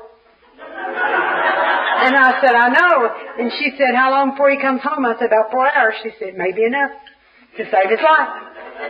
And so she told me to get out of the house, take the dogs, get the dogs bathed, get out, let the stuff dry, because you can't get wet mud up. You have to let it dry. And so when he came home that day, I had the dog out in the front yard because they couldn't go out in the backyard anymore. I had them on these leashes, and I'd been taking them in and out about every 30 minutes, not knowing how often they go because they go on their own. And he said, what's the matter? I said, go in, look at the house, and then give me the solution. And when I went in, he was sitting at the bar with his hands like, oh, God, oh. I said, God isn't going to save you. I'm going to kill you. He said, I am so sorry. I am so sorry. And I said, what possessed you? He said, well, I just decided I wanted it bigger. And I said, you never mentioned you were going to put it in this room. No, I didn't want to tell you. And see, that was another thing that irritated me. I'd been left out of the loop. I'd lost control. Lost control. And so, the water garden was a bad thing. And everything that went with the water garden was bad. And I told him, I said, it's too deep. It's dangerous. I said, if the dogs fall in, they'll drown. He said, they can swim. I said, not forever. I said, you go in, you swim, but when a dog's in a lake, they can walk out. The water graduates, It's not just boom, off the deep end. I said, the dog will drown. And I said, they can't swim and then propel themselves up out of the water. That's not going to happen. And so we reached an impasse, and so we fought about it for several months, and then finally I had to come to a realization that this was his dream. It was different than my dream, but I have to allow him the right to dream, and I was wrong. And I told him I was wrong. And anyway, so now, we work together, and we've laughed a lot about the water garden. He's got it real pretty, actually. Has a waterfall on one end, a fountain on the other, and all these plants, and he's got a bunch of rocks and things from all over, my rocks, that I gathered all those years. That was my contribution to the water garden, to keep the dogs from jumping in. And it was the rock wall around it. And then we have a big natural rock bench. And now behind it, we have our little dog cemetery now. And so we go out and we sit and on the bench and we listen to the water and we talk to our babies, But, when I became willing, God decides to wherever possible. And because I had to make an amends for that. And the way I make amends for that is being kind to him and being supportive about his water garden. And I couldn't help but get tickled because before last he was out there cleaning it out in the spring of the year to keep it from becoming slime city. And of course you have to get in it. It's pretty deep. You got to get in it. And so he's out there, and he did that while I was gone. And he told me, he said, he looked sort of mangled when I got back, and I said, what happened to you? And he said, well, I was cleaning out the water garden. And he said, and I got in, and it was so slick, I couldn't get out. He said, I stumbled around, but he said, there was just so much stuff in there. I was so slick, I could not get out. And I said, well, how did you get out? He said, well, I was there till I pruned. And he said, and I started praying. I said, God, am I going to have to be here all weekend till she or somebody comes over and helps me out of the garden? And he said, I need some help. And he said, God sent some help. And I said, what was that? And he said, across the pond came a snake. He got out. But he's mangled on the rocks, but he got out, you know.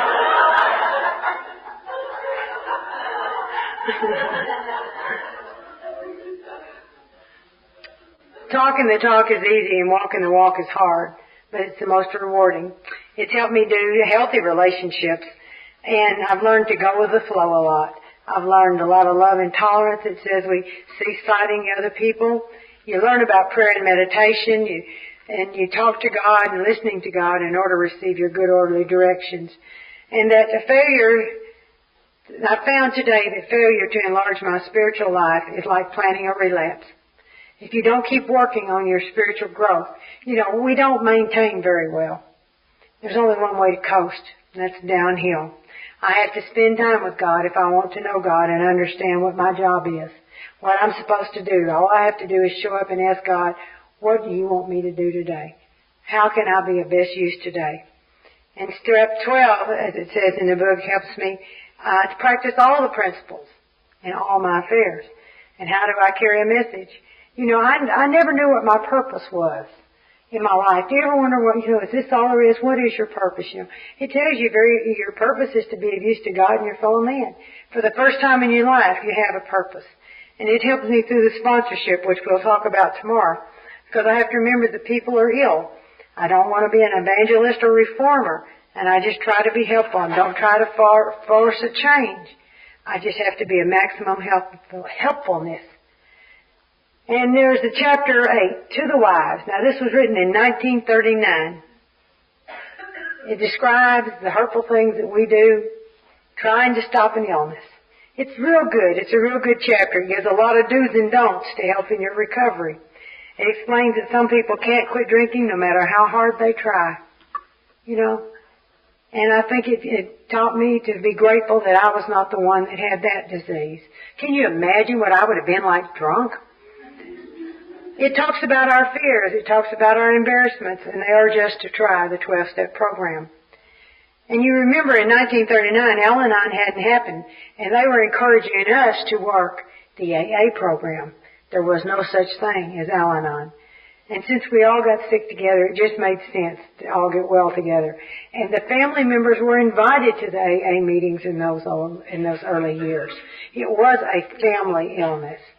The family afterward gives me lots of good actions to take, and emphasizes the need for tolerance, understanding, and love.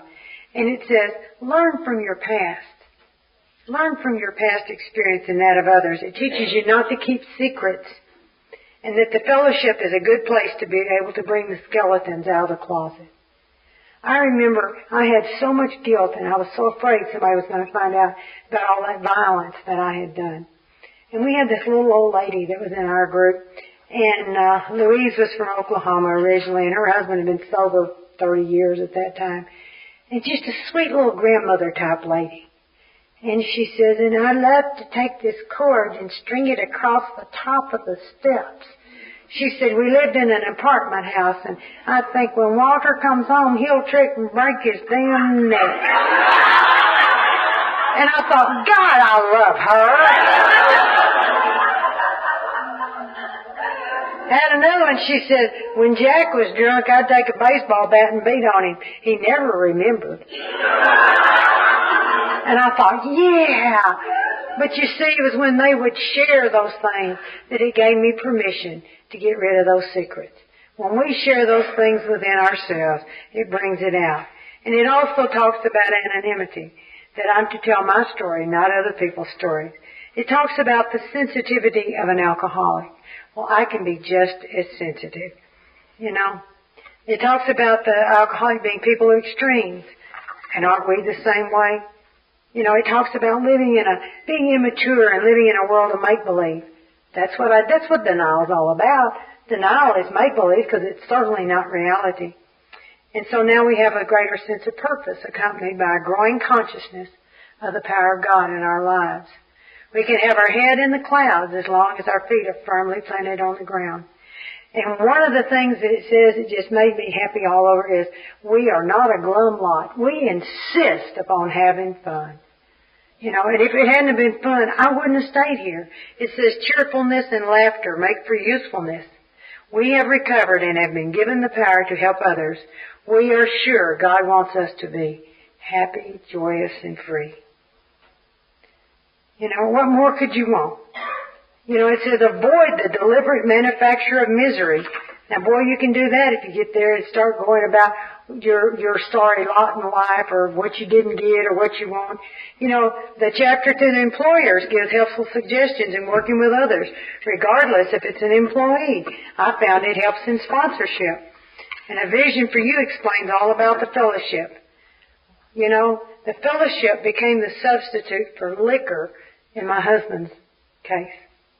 But the fellowship became a substitute for my obsessing, my bitching, my complaining.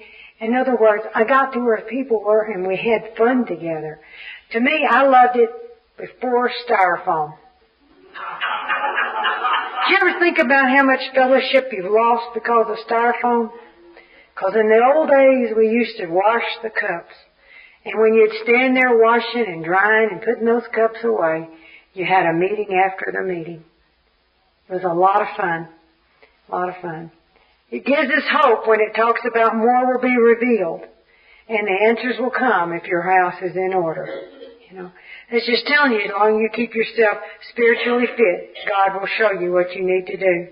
And you must continue to have spiritual growth. And it gives you ways to do that. You have to keep working the steps. You don't just do it once and stop. You do it again and again and again. Because if you're not going forward, you're going backward. And then it says, we shall be with you in the fellowship of the Spirit, and you will surely meet some of us as you trudge the road of happy destiny. Now, I hated the word trudge. But did you know in the 1939 the definition of trudge was go forward with purpose? It wasn't bad. You know, and see, when I think of trudge, I think of like walking in mud barefooted where you go, you know, that kind of thing. And that's not it. It was going forward with a purpose. And so then trudge becomes good. And people say, well, what's the object of the book? Is it to get the alcoholic sober? Absolutely not. The book tells you it's to enable you to find a power greater than yourself that will solve all your problems. That's the purpose of the book. It didn't have anything to do with drinking at all. Isn't that a surprise? And that's why the big book's mine. It's a manual for living. And when I forget what to do, it's right there, reminding me one day at a time as I pick it up and follow the directions, I get the results. And if you're not familiar with the big book of Alcoholics Anonymous, try studying it with an open mind and try to relate and find you on those pages. And if you are like me, my friend, you have got a great journey ahead of you. Thank you.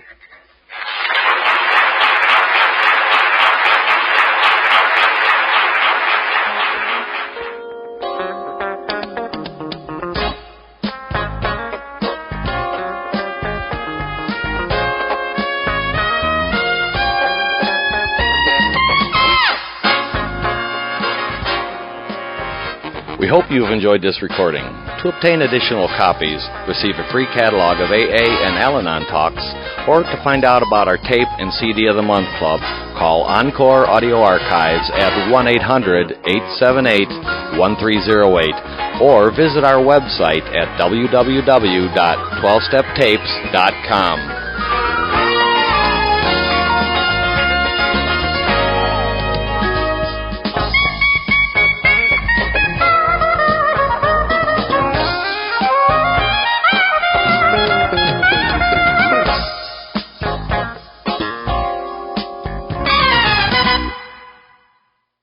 Sorry to interrupt your viewing. Taper Dave here. Just wanted to take a second to ask you to like and subscribe to my channel. Let me know if you like what you're listening. I've got some very good talks here, and this one's a great one. Just curious, do you think this is better than Zoom? Tell me what you think. Okay, this is how I prepare my drone for launching. I like to do it inside the cab of my truck so I don't not standing outside in the weather. To install the joysticks for control, up and down, right and left, powered on. I have an Android phone that I use to connect it to the drone with. And it's actually controlled through the iPhone, through an app. Oops, wrong way. It's actually controlled through the iPhone, or through this Android phone, through the app. It's actually controlled through the Android phone through an app, and you connect it through this short connection right here.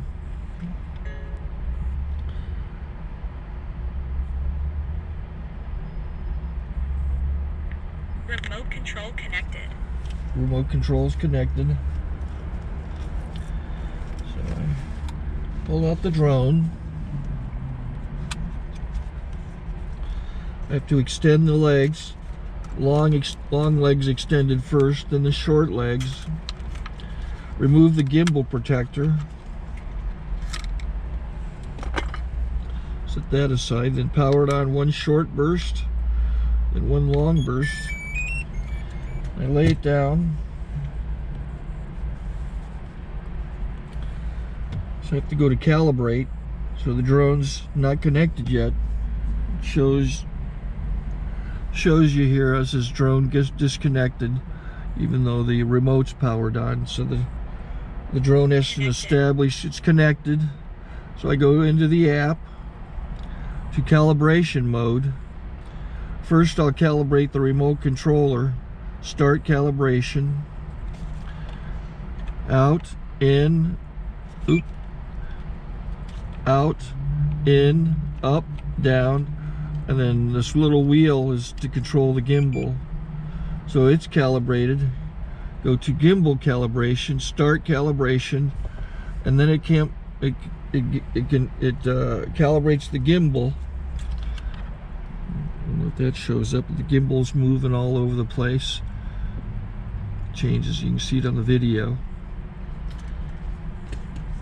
And I'm calibrated to take off. It's acquired 7 satellites at the moment. There are 26 satellites up in the sky, which it has to acquire before you can take off. So it's connected. It's got enough satellites. This is white. I can go to press this little arrow button, swipe right to take off, and it would start the motors if I slid this to the right. But I'll wait till I get outside. Don't want to do it inside.